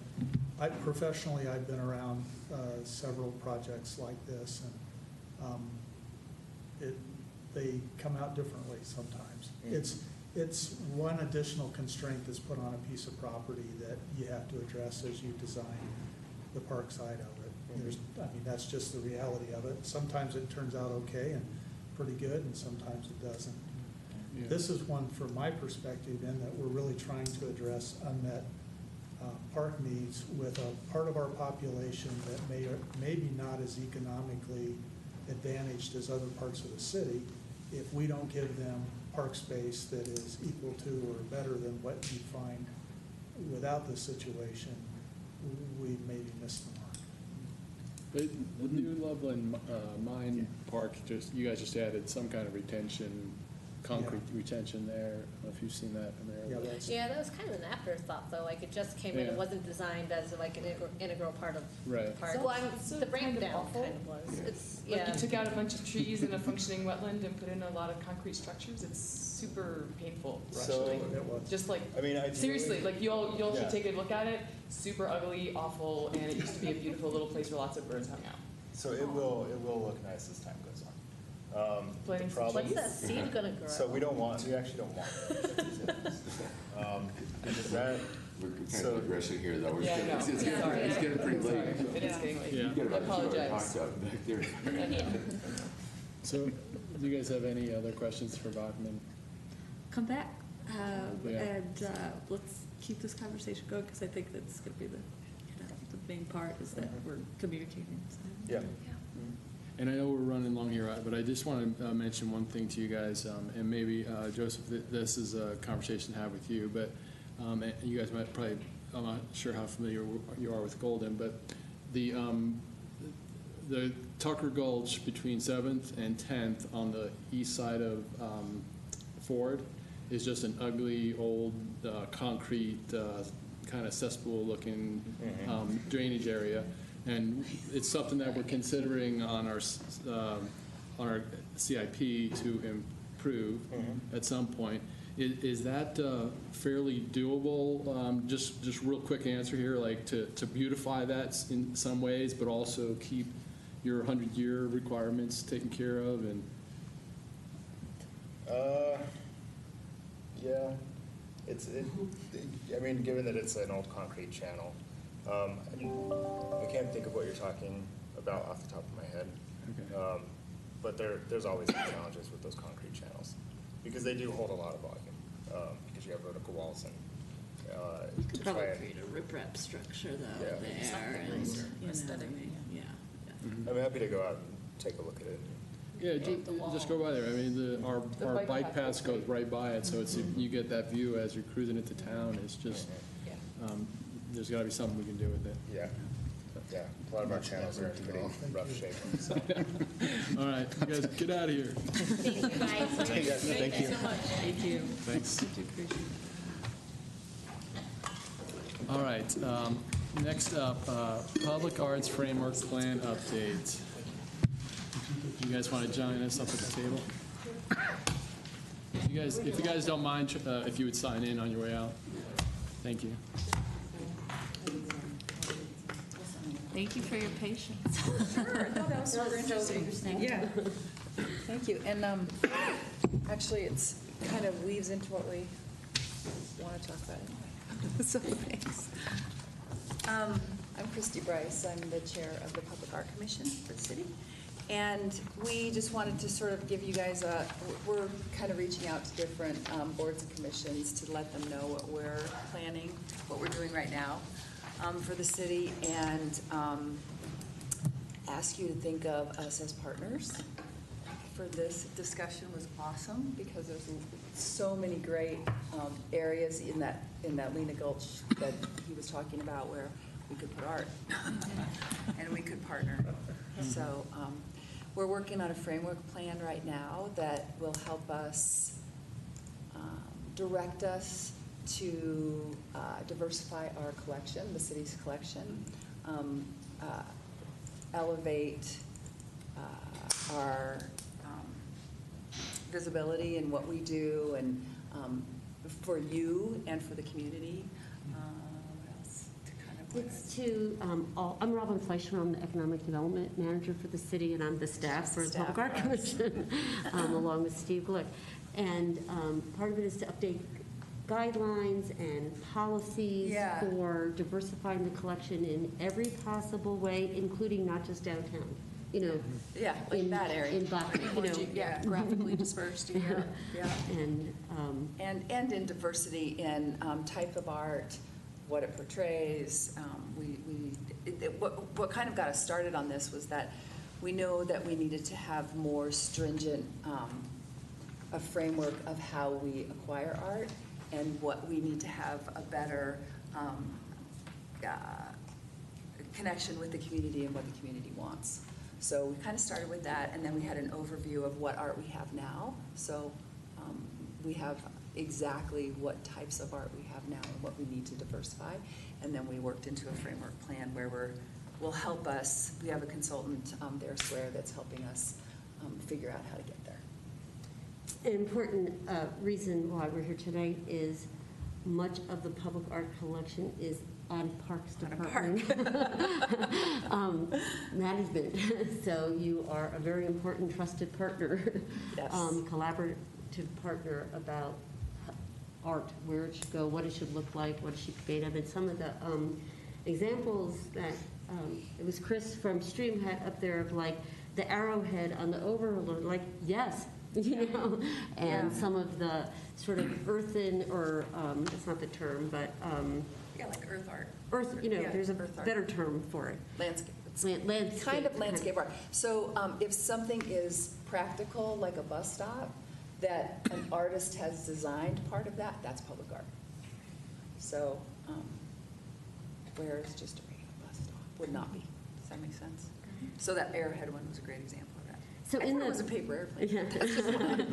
In the packet, you can see some results of the first part of the work. Is you can see on the first page the original mission, vision, goals, but then if you turn to the, of our section 2, 3, and 4 pages, well, it's not right in terms of, you'll see the updated draft mission statement, vision statement, and updated goals.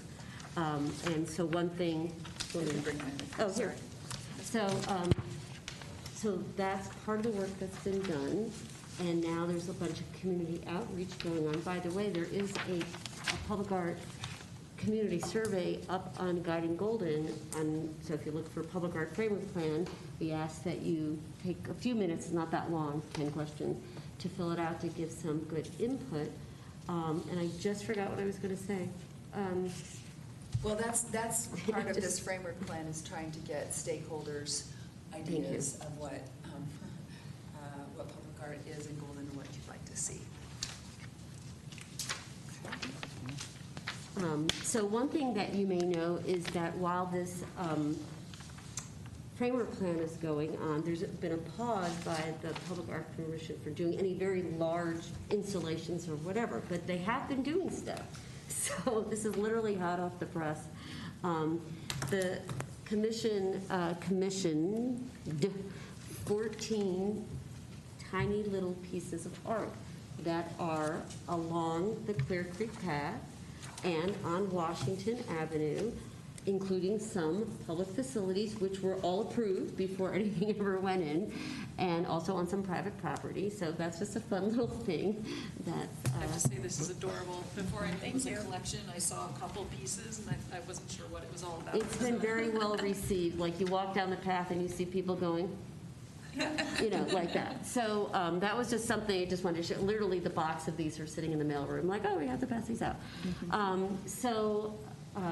But this is a great example of how we can be partners together, because this piece right here is on, right behind the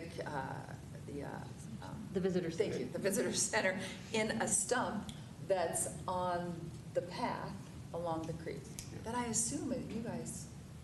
Well, we checked them all Kind of with have purview these over guys, that. like, the subcommittee of the Public Art Commission, like, on a cold day in January, went around looking for places, cracks and stumps, and then they were all, sent to Public Works and Parks, like, okay, and is okay with you, and they were like, don't erase them, because one time, we didn't tell the streets department when there were yarn bombers on Cowboys' Day off, and they removed it all. So talk about communication, you gotta let people know.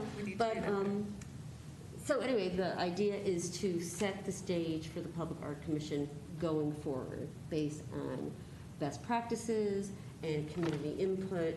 And if you haven't had a chance, you might want to go on the Public Art Commission webpage, because there's an audit of the collection that was done last year, and it's really great. It's Like, really interesting. a lot of circle diagrams, like this percentage is this kind of art, and this percentage is that kind of art, and it analyzes the collection by medium and genre, and whether the artist is a man or a woman or something else, and what the subject matter is, and there's a lot of bronzes, and there's a lot of, and there's murals, and there's a lot of male art, so there's lots of opportunities for diversity in every way, including not just downtown.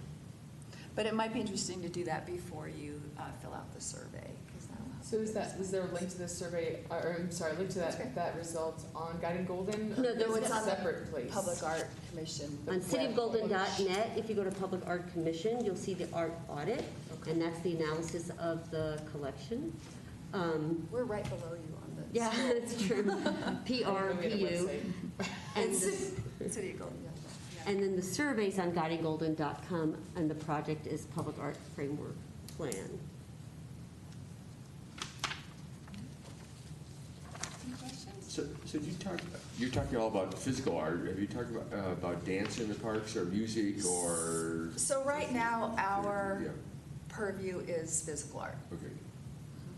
What you can see permanently, pretty But, much but in one of the town. questions is on the surveys Yes. is, would you like to see something Yes. like performance-based Yes. art, you know?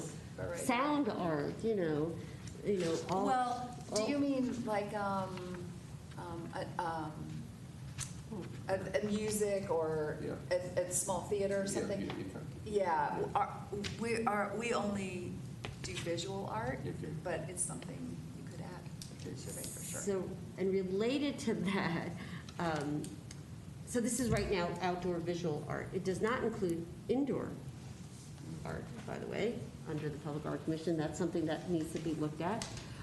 Related to all of this is council has a strategic goal that they're looking at about how to support arts and culture.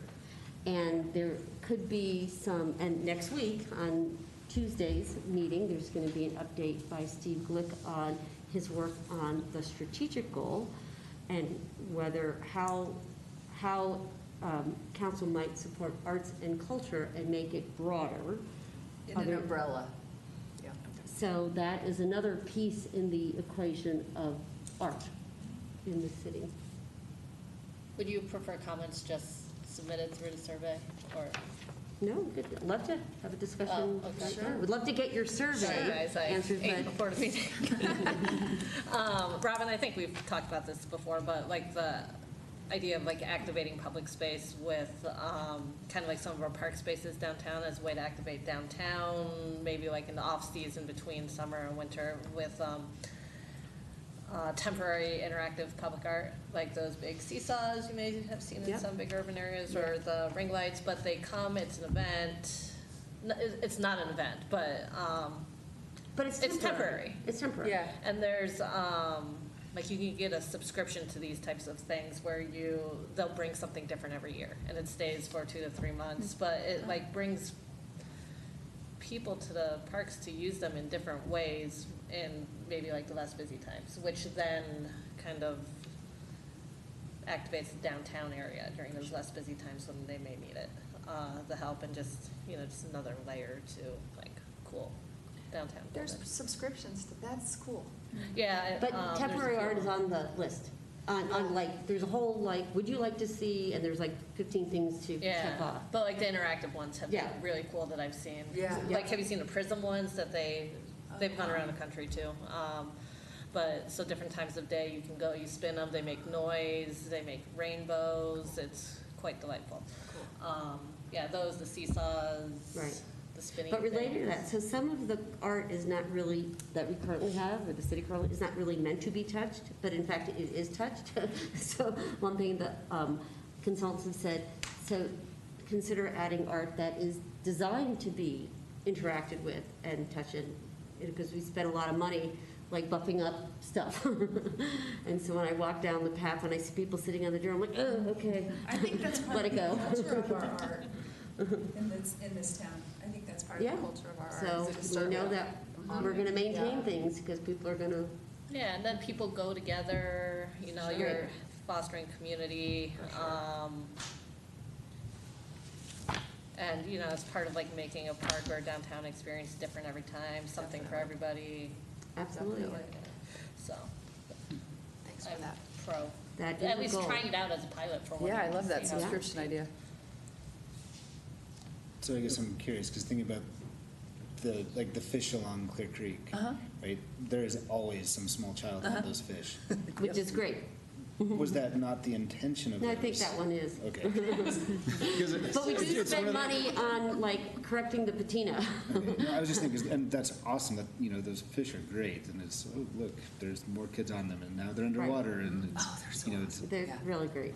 so, yeah, designing in that, like, let's make this interactive, let's make it, Well, and we need to be in this sort of meeting for the Bachman property so that we can start thinking about the pieces before, in the same time you guys are thinking about what it's gonna look like, just for that reason. If we have fish and there's a stream, awesome, put the fish 15 feet in the Right, air and yeah, say, right. Probably when this is not up on that underwater. hill. Yeah. Only in a You're 100-year talking about.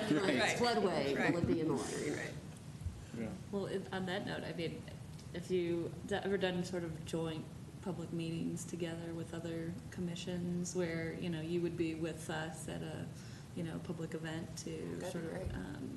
That would be great. provide that sort of feedback or ideas. Like an open alongside house it. kind of thing? Yeah, that's a great idea. Yeah. Yep. We have a few, what do we call them, the stakeholder, getting information from the community, like at the History Museum's Fall Fest. We'll be there. We'll be at. We were just at Summer Jam at the Just Golden at Summer Civic Jam. Foundation with a really hilarious paint-filled balloon, kids throwing them at tacks. It was And this hilarious. canvas with tacks, and then the tacks broke the balloon, and the balloon's just like. And the paint, they're everywhere. like, what's his name? Pollock said something, multicolored, we were covered Yeah. with paint. It was really great. Now we have 4 campuses trying to figure out where to put them. Community center? That would be great, though, if we could have something where somebody from Parks says, this is the park, this is what's in the park. We say, this is the art that's in the park, this is the history. That's a good idea. Something like that, just have that Yep. presence. Yep. And part of the framework plan is to look at the relationships within the city Yeah. to boards and commissions and outside of the government structure for even better collaboration. Because then you're integrated and you have less of the flop art and bronze Definitely. statues all over the place. Yes, definitely. Which are great, Yes. but, No. Yeah, people love them, they're wonderful, and some of the survey results are yes, and more Yeah. of everything. Amir, you mentioned talking to Robin. Have you talked to her about the kind of gateway signage art at all? no, or- we talked about the parking lot a couple years ago. Okay. But Is it appropriate, like a good time, like to talk about that a little bit, or I think we need to figure out if we want what do we want to do? to self-perform that. Okay. But they would probably love to have a conversation with you. I mean, for a Yeah. while, the Public Art Commission was doing some gateway art, and those 3 sort of, what does it run? The 3, they were birds or Run and kids. Fly. Run and Fly. So they were put out on Highway 93, but then it was realized that they were a little too far from the road, and people really couldn't interact with them as well. So they were brought down to like North Washington, all still Highway 93, but where a pedestrian path was going by, so there could be much more vigorous interaction and so forth. But that's when Public Art Commission realized wanted to be a little more strategic Yeah. about Yeah. just selecting locations and types of subjects to address and where they should go. And that then led directly to this framework plan. Well, and when you were talking about serving that community with this park, I really thought that's what we need to do with the art too, is think about it in those terms. That was great. Yeah, when we have community engagement, we're hoping to focus it closer to that community. And Uh-huh. if we can wrap it'd be nice to have art somehow Yeah. integrated into it. Uh-huh. So having somebody there who knows something about art Sure. instead of just people who are playground people. Sure, yeah, we would be great. Like, it would have been great to have you in a conversation about what to do about the Clear Creek Youth Trail. Like, we ended up with the stripe book that have been more interesting than a stripe, or Let your fish go in. the wayfinding. Yeah, That's awesome. the crowd control. One way. Yeah. Even in little city, communication Yeah. there's so much good stuff happening. It's hard to get everyone involved in everything. But Well, we're at the point right now where we would love to collaborate with you guys. even more than you already do, Yeah. right? And I love the joint. And maybe one good thing that could come out of the study is more frequent attendance at PRAM meetings by Public Art Commission, especially when they were talking about things like you were just talking about that could involve art. Or the same, maybe occasionally PRAM folks could come to PAC meetings when they're talking about stuff, which you do. Any other questions? Thanks. Thanks for your time. Thanks for being here. DaggyGolden.com. Do you want us to sign in? I didn't sign in. If you could, that'd be great. Yeah, sure. And I'm going to share this with the women's group. We've been talking about Oh, the please. statues, so make sure they get all this. Excellent. Thank you so much. Thank you. All right, let's move on to capital improvement plan discussion.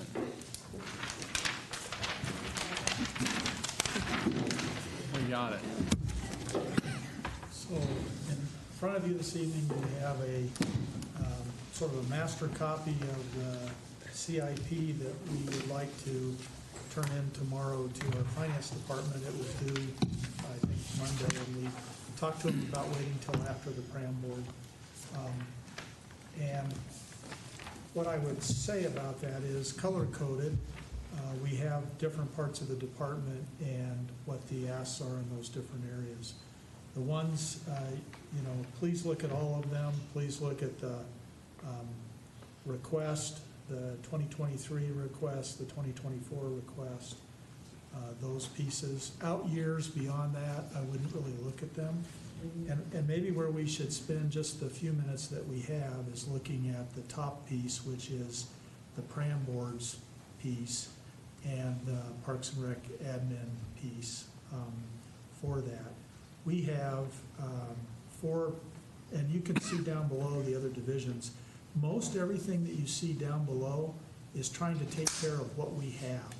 There isn't really anything there that is new and exciting and different. It's pretty much business as usual. Let's just take care of everything that we've got. Up in PRAM piece and the admin piece,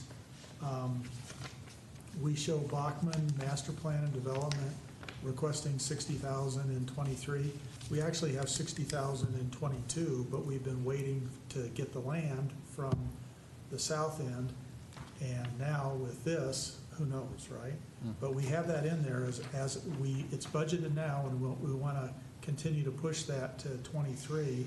And then we show on an out year, $2.5 million, which will not likely come close to building the park.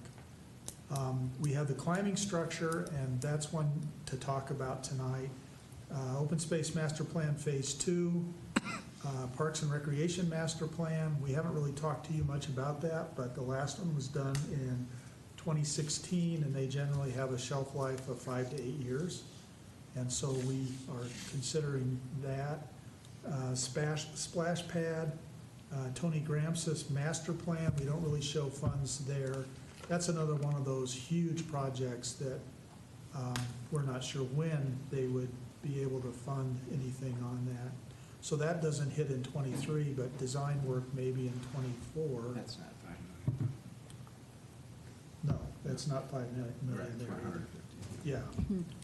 And then the trail signage, which is what Craig was mentioning that we've had some discussion about for Clear Creek. There's some funds there to be able to consider that.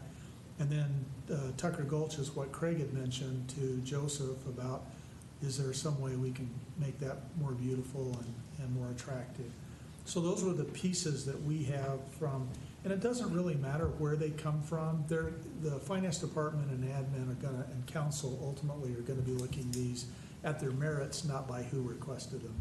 But, and then on the admin side, we have multi-use athletic fields, $7.5 million. That is highest case scenario if we try to do a project to provide multi-use fields instead of Rooney Road. There are options that are less expensive than that, and I'm meeting with council in executive session next week and then in a public council meeting on August 9th to talk about multi-use fields. I don't know if there'll even be any dollars there or not, but that's sort of highest level on that. Peaks to Plains, we partner with Jeffco, and that is part of a commitment that we have made historically to help with the trail system going up the canyon.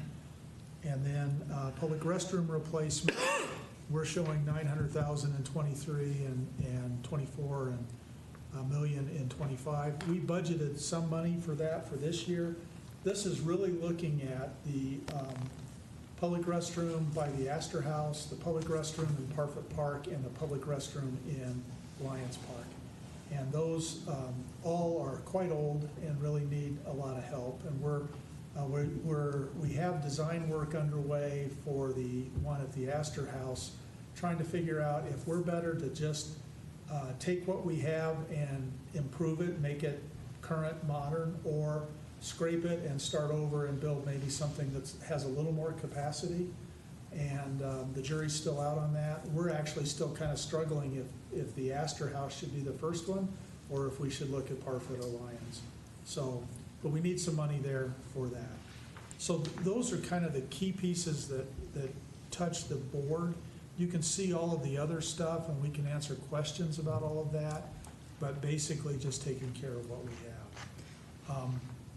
So the three things that we don't have funds listed on here are the Tucker Gulch piece, the splash pad, and the climbing structure. And for us, the biggest reason why they're not funded here, and they can be like that if we want them to be, is exactly where is the best place to put them, and what are we hoping to accomplish in what we're doing there. We fill out forms that have a lot of information on them for justifications and how these meet the criteria of the city council's goals and those kinds of things. And so we've talked about those three things in meetings previously, but the concern that at least I have with a couple of them is really where do we cite them? Where do we put them? And if we could figure that out, if I submit these and I don't have that figured out, there's no way they'll be approved. And if we're going to put them on there, we want to have a fighting chance to maybe have them approved. We're not overly optimistic on any of this stuff. You put it in and you hope for the best, but often there's a lot that doesn't get funded, and that's true for every department. So would you want, in just the minute or two that we have, to talk a little bit about the splash pad and the climbing structure and the Tucker Gulch piece? You know, in Normandy Park, that rock, big Right. rock. Did you guys look back and see what that cost to put in? I think more recently we have the rock in DeLong. Oh, okay. Yeah. And I think that they may take a little bit more with what we would do on the safety surface around them, and if we curb it or those kinds of things. But I think we're talking $30,000 to $40,000 for that piece. And, Pete, I know you kind of brought up the climbing structure. Were you envisioning something bigger than what was in the lawn, maybe? Yes, I mean, I was thinking if we're gonna shoot for the stars, something along the lines of like quite a bit bigger, where it's kind of this nice gathering place where there's lots of different activity, different areas of interest for different capabilities, right? Everything from your 3-year-old climbing around to someone who's actually quite a good rock climber having something to go goof off on. Yep. So, yeah, that's kind of what I was imagining when I was thinking about this. So we're probably looking more in the 100 to 150. Yeah, That's what I think, 200,000 range maybe. Yeah. And then I know we had a couple emails going around with regards to locations, and just offhand, my thought was, that kind of what the north side of Lions Park. So it's by the rec center. It's kind of overseen by the rec center. It's not off in some satellite location. That was my initial thought, but certainly up for debate and discussion if someone has better I mean, ideas. I separately had the same thought, in part just because I feel like that little corner of Lions Park is underutilized, and it seems like there's the space for it. I don't think we would be taking away tremendously from any sort of activity if we put in. The only thing that I would say to that is, if it is as nice and as we're talking about, that'll be like a destination place, and the parking is already kind of a rough, area right there. So, but I agree with what you're saying. It is there isn't a whole lot going on up there.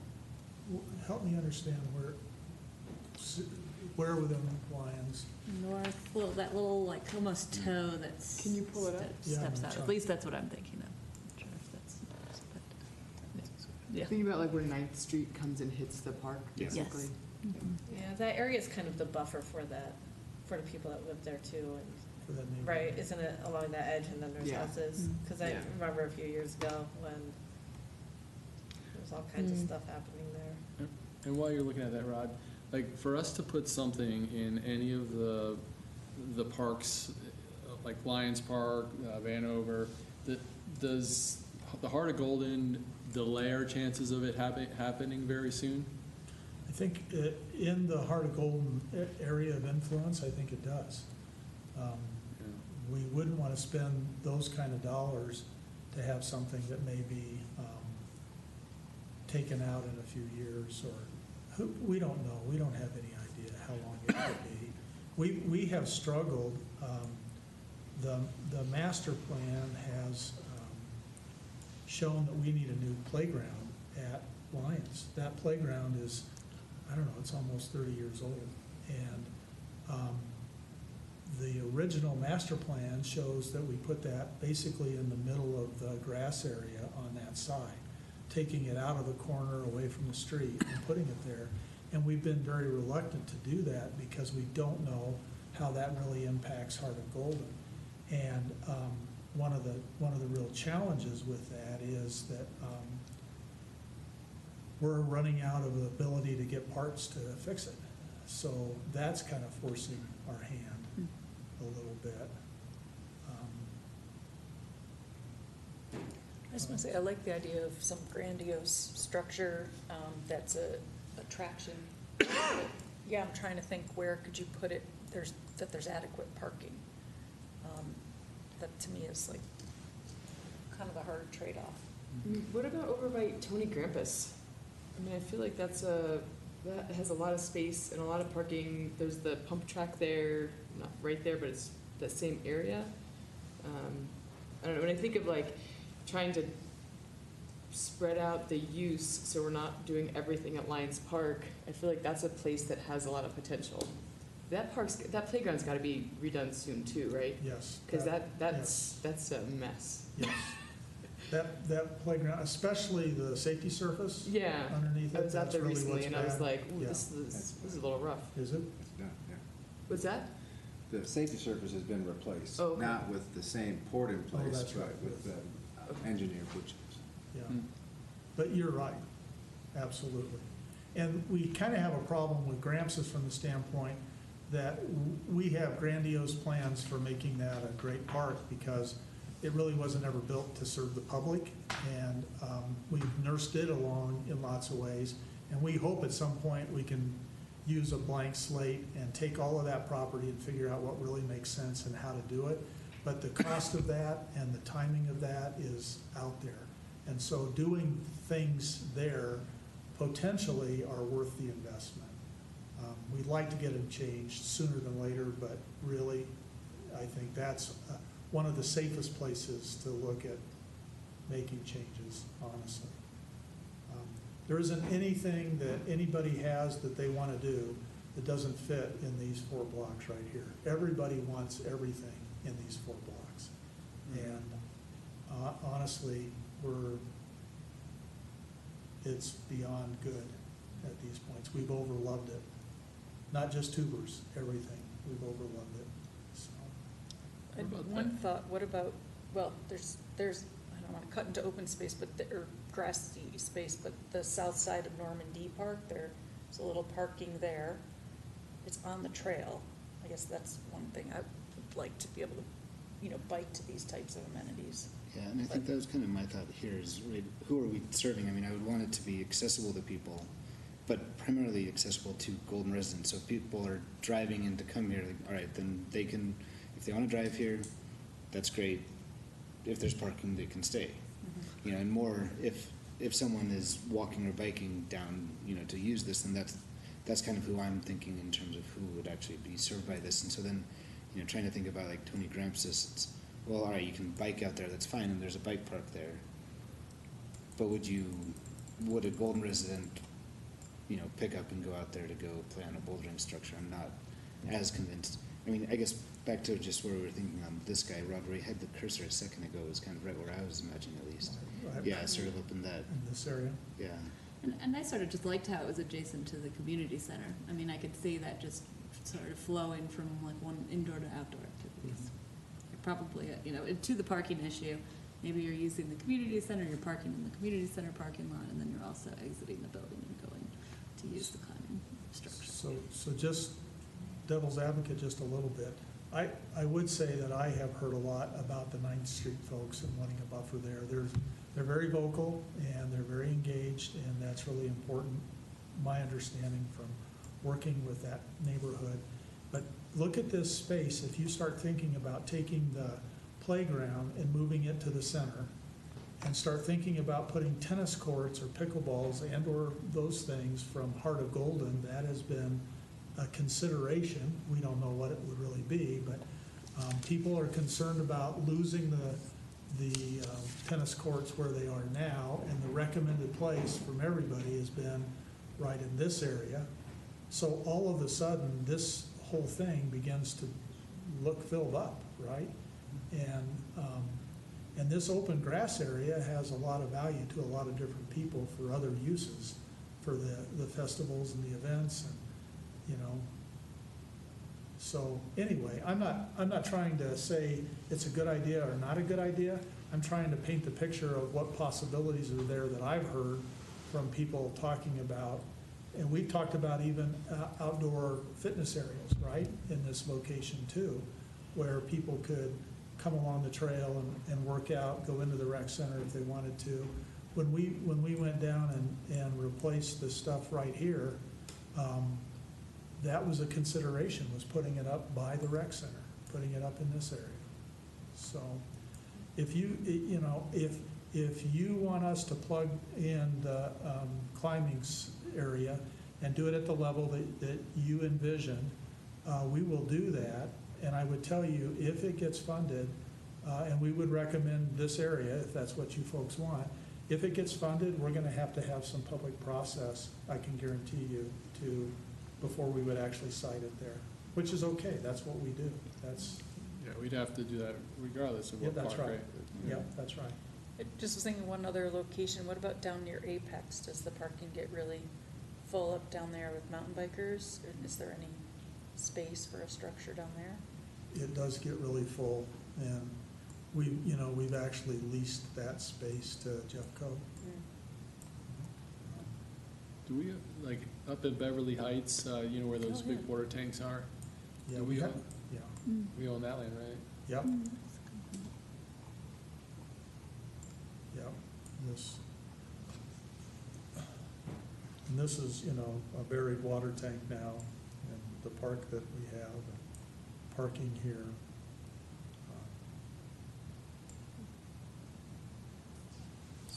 We were talking about a long time ago, a dog park up there. Yeah, about half the residents want this to be converted to a dog park, and about half of them really don't. Yeah. It's pretty equally balanced there. And the people who don't will show up at our meeting. What's the objection to the dog park? A lot of people Barking dogs. don't like barking dogs, smell. It's like if you live next door and you constantly have barking dogs. Dog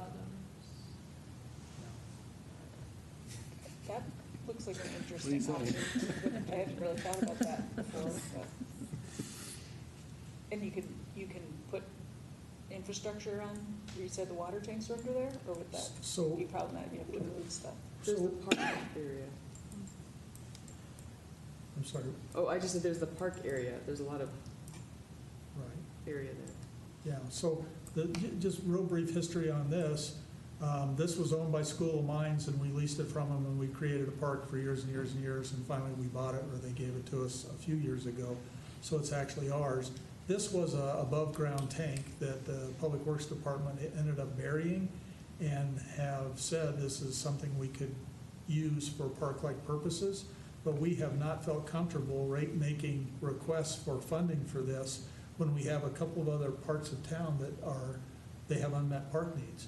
So this is a great park, and for us to want to spend a ton of money on this side when we have neighborhoods that don't have great parks doesn't make a lot of sense. So we've said at some point when we get these other more higher priority needs addressed, we might look at doing something here. And I don't think Public Works has any other plans for it, so it's not like it's going to be turned into houses or that kind of stuff. Pickleball. Yeah, it could be pickleball. Well, and that That would be a good place for it. looks like a great spot. And to your point, though, like the unmet needs for parks is a $5 to $10 million investment, right? Versus this, like a rock climbing structure. Sure.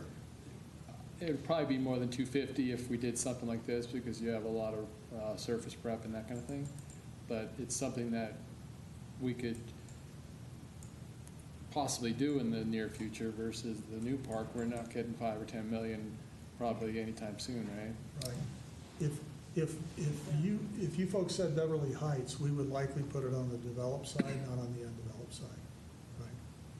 They're on that steep slope of Oh, yeah. Next to the longboard course. Instead of a retaining wall, we can just have a rock wall. It's kind of what she's going. I could, well, just to wrap, so I could get behind the idea of proposing this for Lions and knowing that there'd be process involved and, but just to get it on the table as a consideration. Would you all be supportive of that? I would. I think I'd rather see it at Beverly Heights or somewhere else, personally. I think that downtown has a lot going on. I think I like Beverly Heights more because I see that happening so much quicker than Yeah, with and it Heart won't of be Golden. impacted by Heart of Golden, like. Are these And it keeps structures people- movable? Not very well. Once they're in, they're in. Yeah. I mean, it's possible, but it's quite a hassle and pretty expensive. Like, can we put two potential locations on here? Or Yeah, we could. And because the line item is really for the budgeting of the structure Right. and, Yeah. site. Yeah, and like we've said, we need public process wherever we ultimately decide, so. We could say 250,000, we could say Beverly Heights or Lions Park, Yeah. and submit and see where it goes. At least then it's on the radar screen that that's something we're interested in. You guys good with that? Yeah. All right, that one's done. And to some degree, Splash Pad's the same thing, it's location. And Okay. Craig and I talked a lot about where might we really put it. And, Did you find anything else We- about the Astor House lawn? I didn't get to see the actual plans, but they do have plans. And that parking lot is owned by the city, as best we know. So, If we took, would it be like, I think you said if we took 10 parking spots out of there for something like this, there'd be a uproar by the city businesses? I think so. Yeah, I'll tell you, during the summer months, and especially on the weekends, there's no parking in town. And we, with the creek stuff, all of the east lots that we have, the 7 acres that we purchased, full. Parked everywhere beyond. Parking structures that we own, full, to the top. They are full.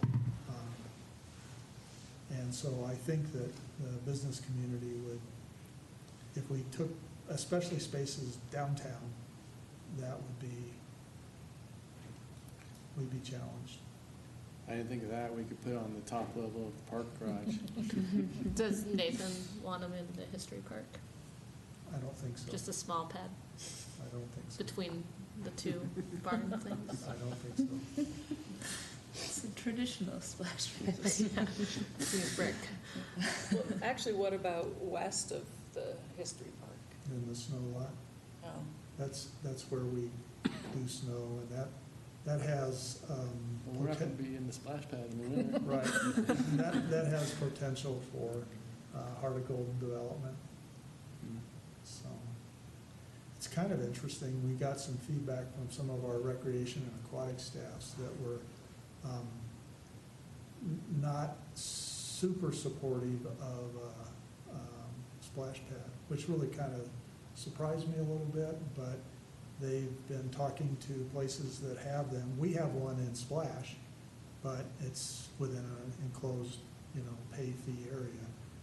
But lots of challenges that people face with just cleanliness, the people that are using them, kids that can't contain themselves and different things like that, unhoused folks that use them to clean up.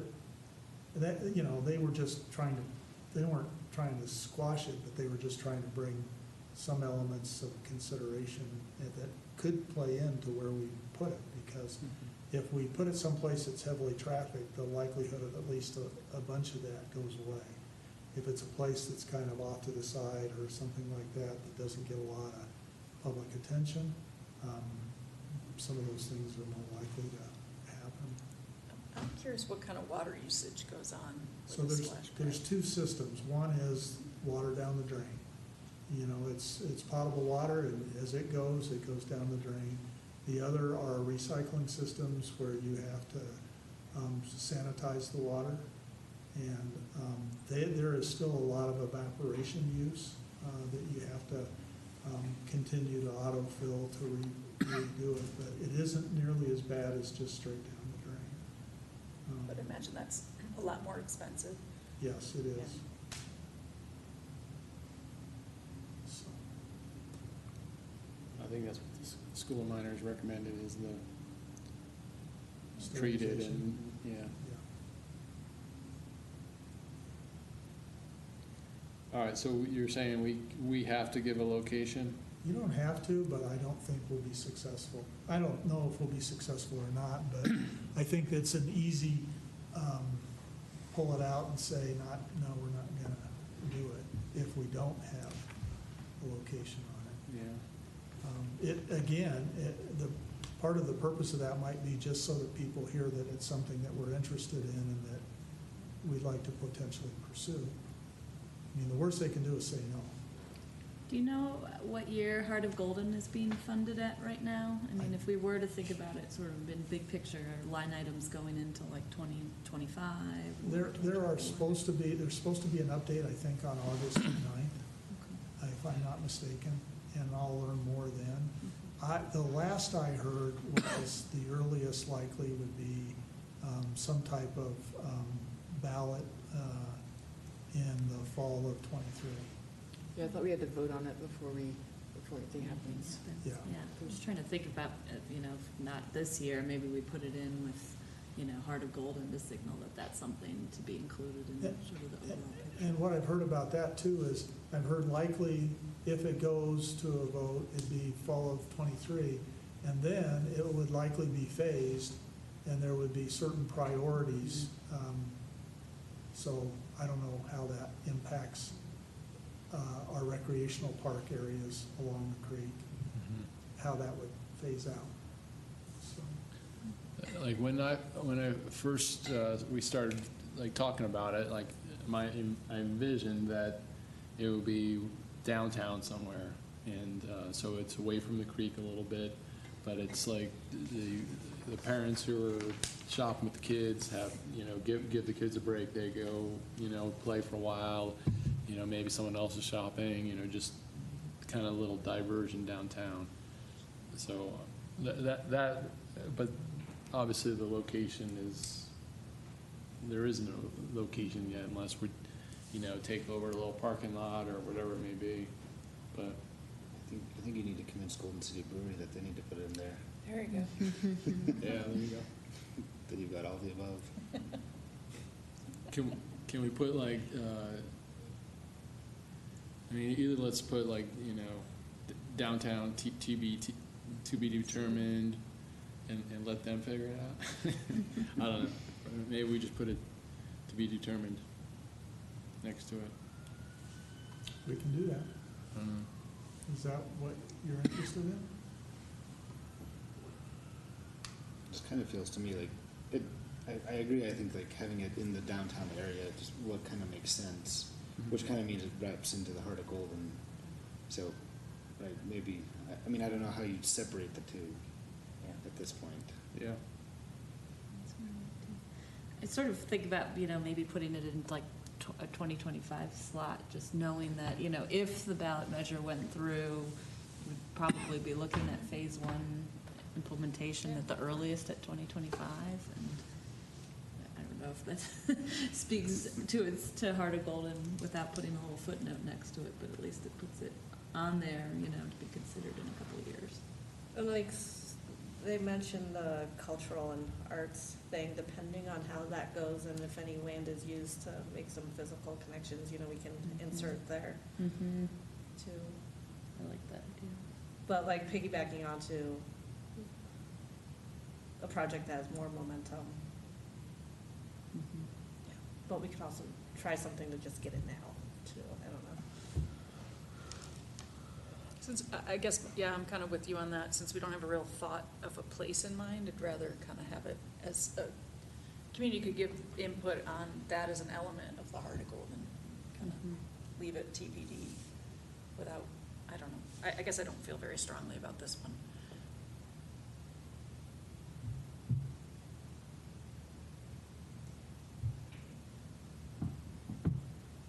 Could also do it in partnership with the course development, too. That's a really good idea. Yeah. Will we have any say in that, you think? I bet if we offered to pay for it, we could. You know, like, this is something our community would like. Can we work with you to integrate it? Like, and also other direction too, like it ties them into the, works out for them. It's not maybe liability, but. They get beer squirting out there. Yeah. You can put it in that Tucker Gulch area. 2 birds in one stone. Yeah, go play in there. Well, what's your druthers? We're happy to do whatever you'd like us to do. If we put 25, it's not happening until 25, right? But if we put it next year, then we have the option to push it back to next year, next year, right? But Can we do Parfit as a placeholder? To get the, yeah. to tie the funding to a place and then we can shift. I think that, I'm speculating that any place in the Heart of Golden area, they will put it on hold until they see how it shakes out. Yeah. That's my speculation. Well, why don't we just put it on there and put to be determined, and let's just let them, you know, that way we have options, and if something obvious comes up in the next year, we can move in that direction, but. And help us know how, what your envision is how big that would be, so we make sure we get the right dollars in general. Did the mine students have a budget for what they were proposing? Yeah, I think so. I'd have to look up that report again. But I think it was in the, like, I think I had told them the budget was like 50 to 100,000, and they came back with like 250 to 300,000, something in there. Yeah. Which with, yeah. So I would put something more in that range, but. Like 3 feels good to me. What's that? 300, I think there's some flexibility. That's not a terribly big, with all the site amenities. Right, like if it's small ground kind of pop jet things, not like those actual structures or shooters, like it's Yeah. not a water park, it's Right. a urban kind of water experience. Right. 300? Let's do it. Okay.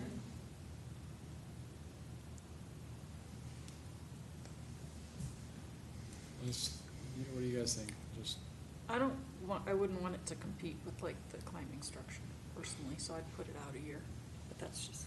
so let's put it at 2024? Is everyone good with that? All right, awesome. And do you want us to put money in for Tucker Gulch, or do you want us to work with Public Works and see what they can help figure out to improve that drainage way? You know what, I think it would be cool on Tucker Gulch is to, similar to Bachman, like maybe us put a design fee in for next year for someone to kind of plan it. Okay. What do you guys think? You're talking about that strip right along, when you're kind of in Golden already, you've crossed under 58? Yeah, Okay. and you're Yeah. coming down the bike Between path. 58 and 10th. Yeah. Yeah. There's some art in there. Some art, yeah. Just make a big water slide for the tubers, right? There you go. Fantastic. Get them away from the creek. Yeah. Another place to go. Yeah, but design, This is, and that's in Yeah. Parks and Rec purview? no, it really isn't. That's why I was saying. But it's like, it's basically right down Because alongside along of the our trail, yeah. our I don't trail. think I can make that bigger. It's in an email. It's Golden property, right? My kids thought alligators lived in there for a while. Believe It was pretty slimy. They may. So is that, I mean, it feels to me like that's massive public works undertaking to even think about tackling that. Is that something that, I mean, we could even nudge them in that direction at all, or is that just like, okay, that needs to be them going off and doing something? I don't think it'll be a super high priority for them, but they ultimately have responsibility for that drainage from a stormwater standpoint. And so if we were to try to do anything, we'd have to work really, really close with them and follow all their rules and all of that. I mean, what we might be able to do is work on improving the greenery, you know, hiring contractors to go in and thin a little bit, and give it a haircut.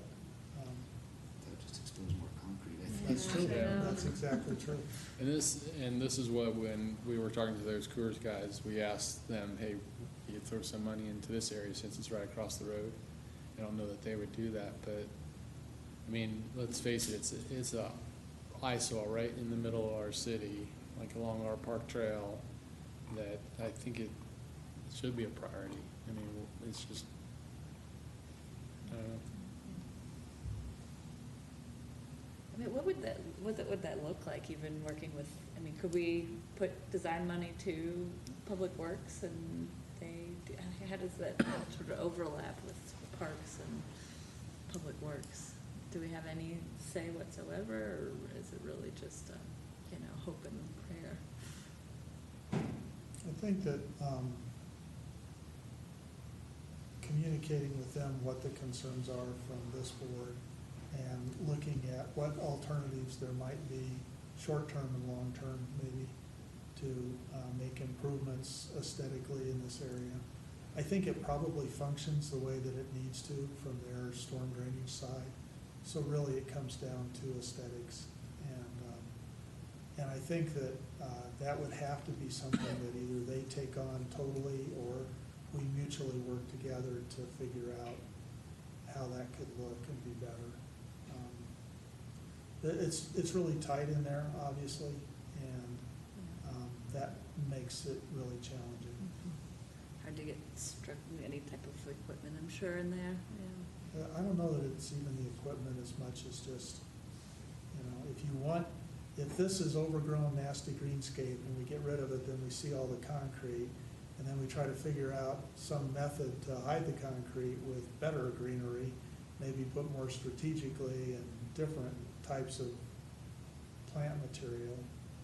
That's what it likely looks like. Yeah, or even rocks, Greenery and rocks are gonna slow the flow and reduce the capacity of the channel, so that's where, like, the fact that it is so tight, I mean, maybe it's over-designed, I don't know. No. Well, they always over-design, but. Yeah. I guess if you think about it, that drains really all of Golden View Canyon. So, right, going back to the conversation we were just having about Lena Gulch. Like, the regular flow is very small, but the design flow is much larger. But clearly there is visible nuisance flows. I took that like a week ago. Yeah. And so there's clearly nuisance flows. Mhm. And there's been a moose hanging out in there, right? Yeah, up above, further north, but yeah. So what do you, I'm sorry. Well, I was wondering, so the reason we all go through there is because that's the connector from the bike path down into Golden. And is there, thinking more towards the City of Golden or the Heart of Golden project, is there a way to just reroute the bike path and get away from this culvert? So there's been talk of that. I think maybe you folks are aware of the potential of trying to take the trail at 58th where it comes out of the valley and go in a northern route over and connect at 6th Avenue and avoid all the downtown corridor area to try to lighten the heavy traffic that takes place basically from Vanover Park to 6th Avenue. Because I was kind of considering the move. So yeah, I know we've talked about that one, but move this particular segment a little bit further east. As we have that parking lot in the area going up into. I don't know how much the railroad part. That's the challenge with that. Yeah. Trying to think if.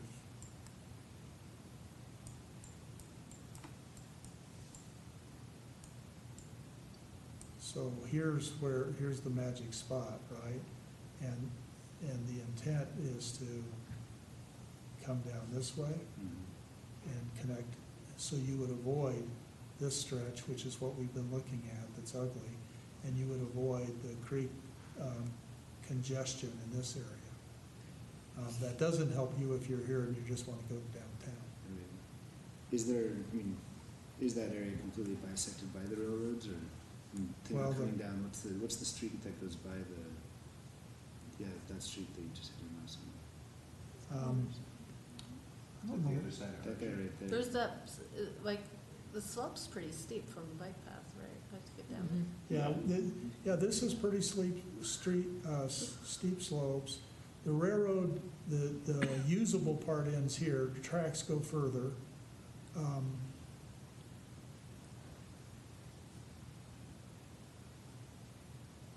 Yeah,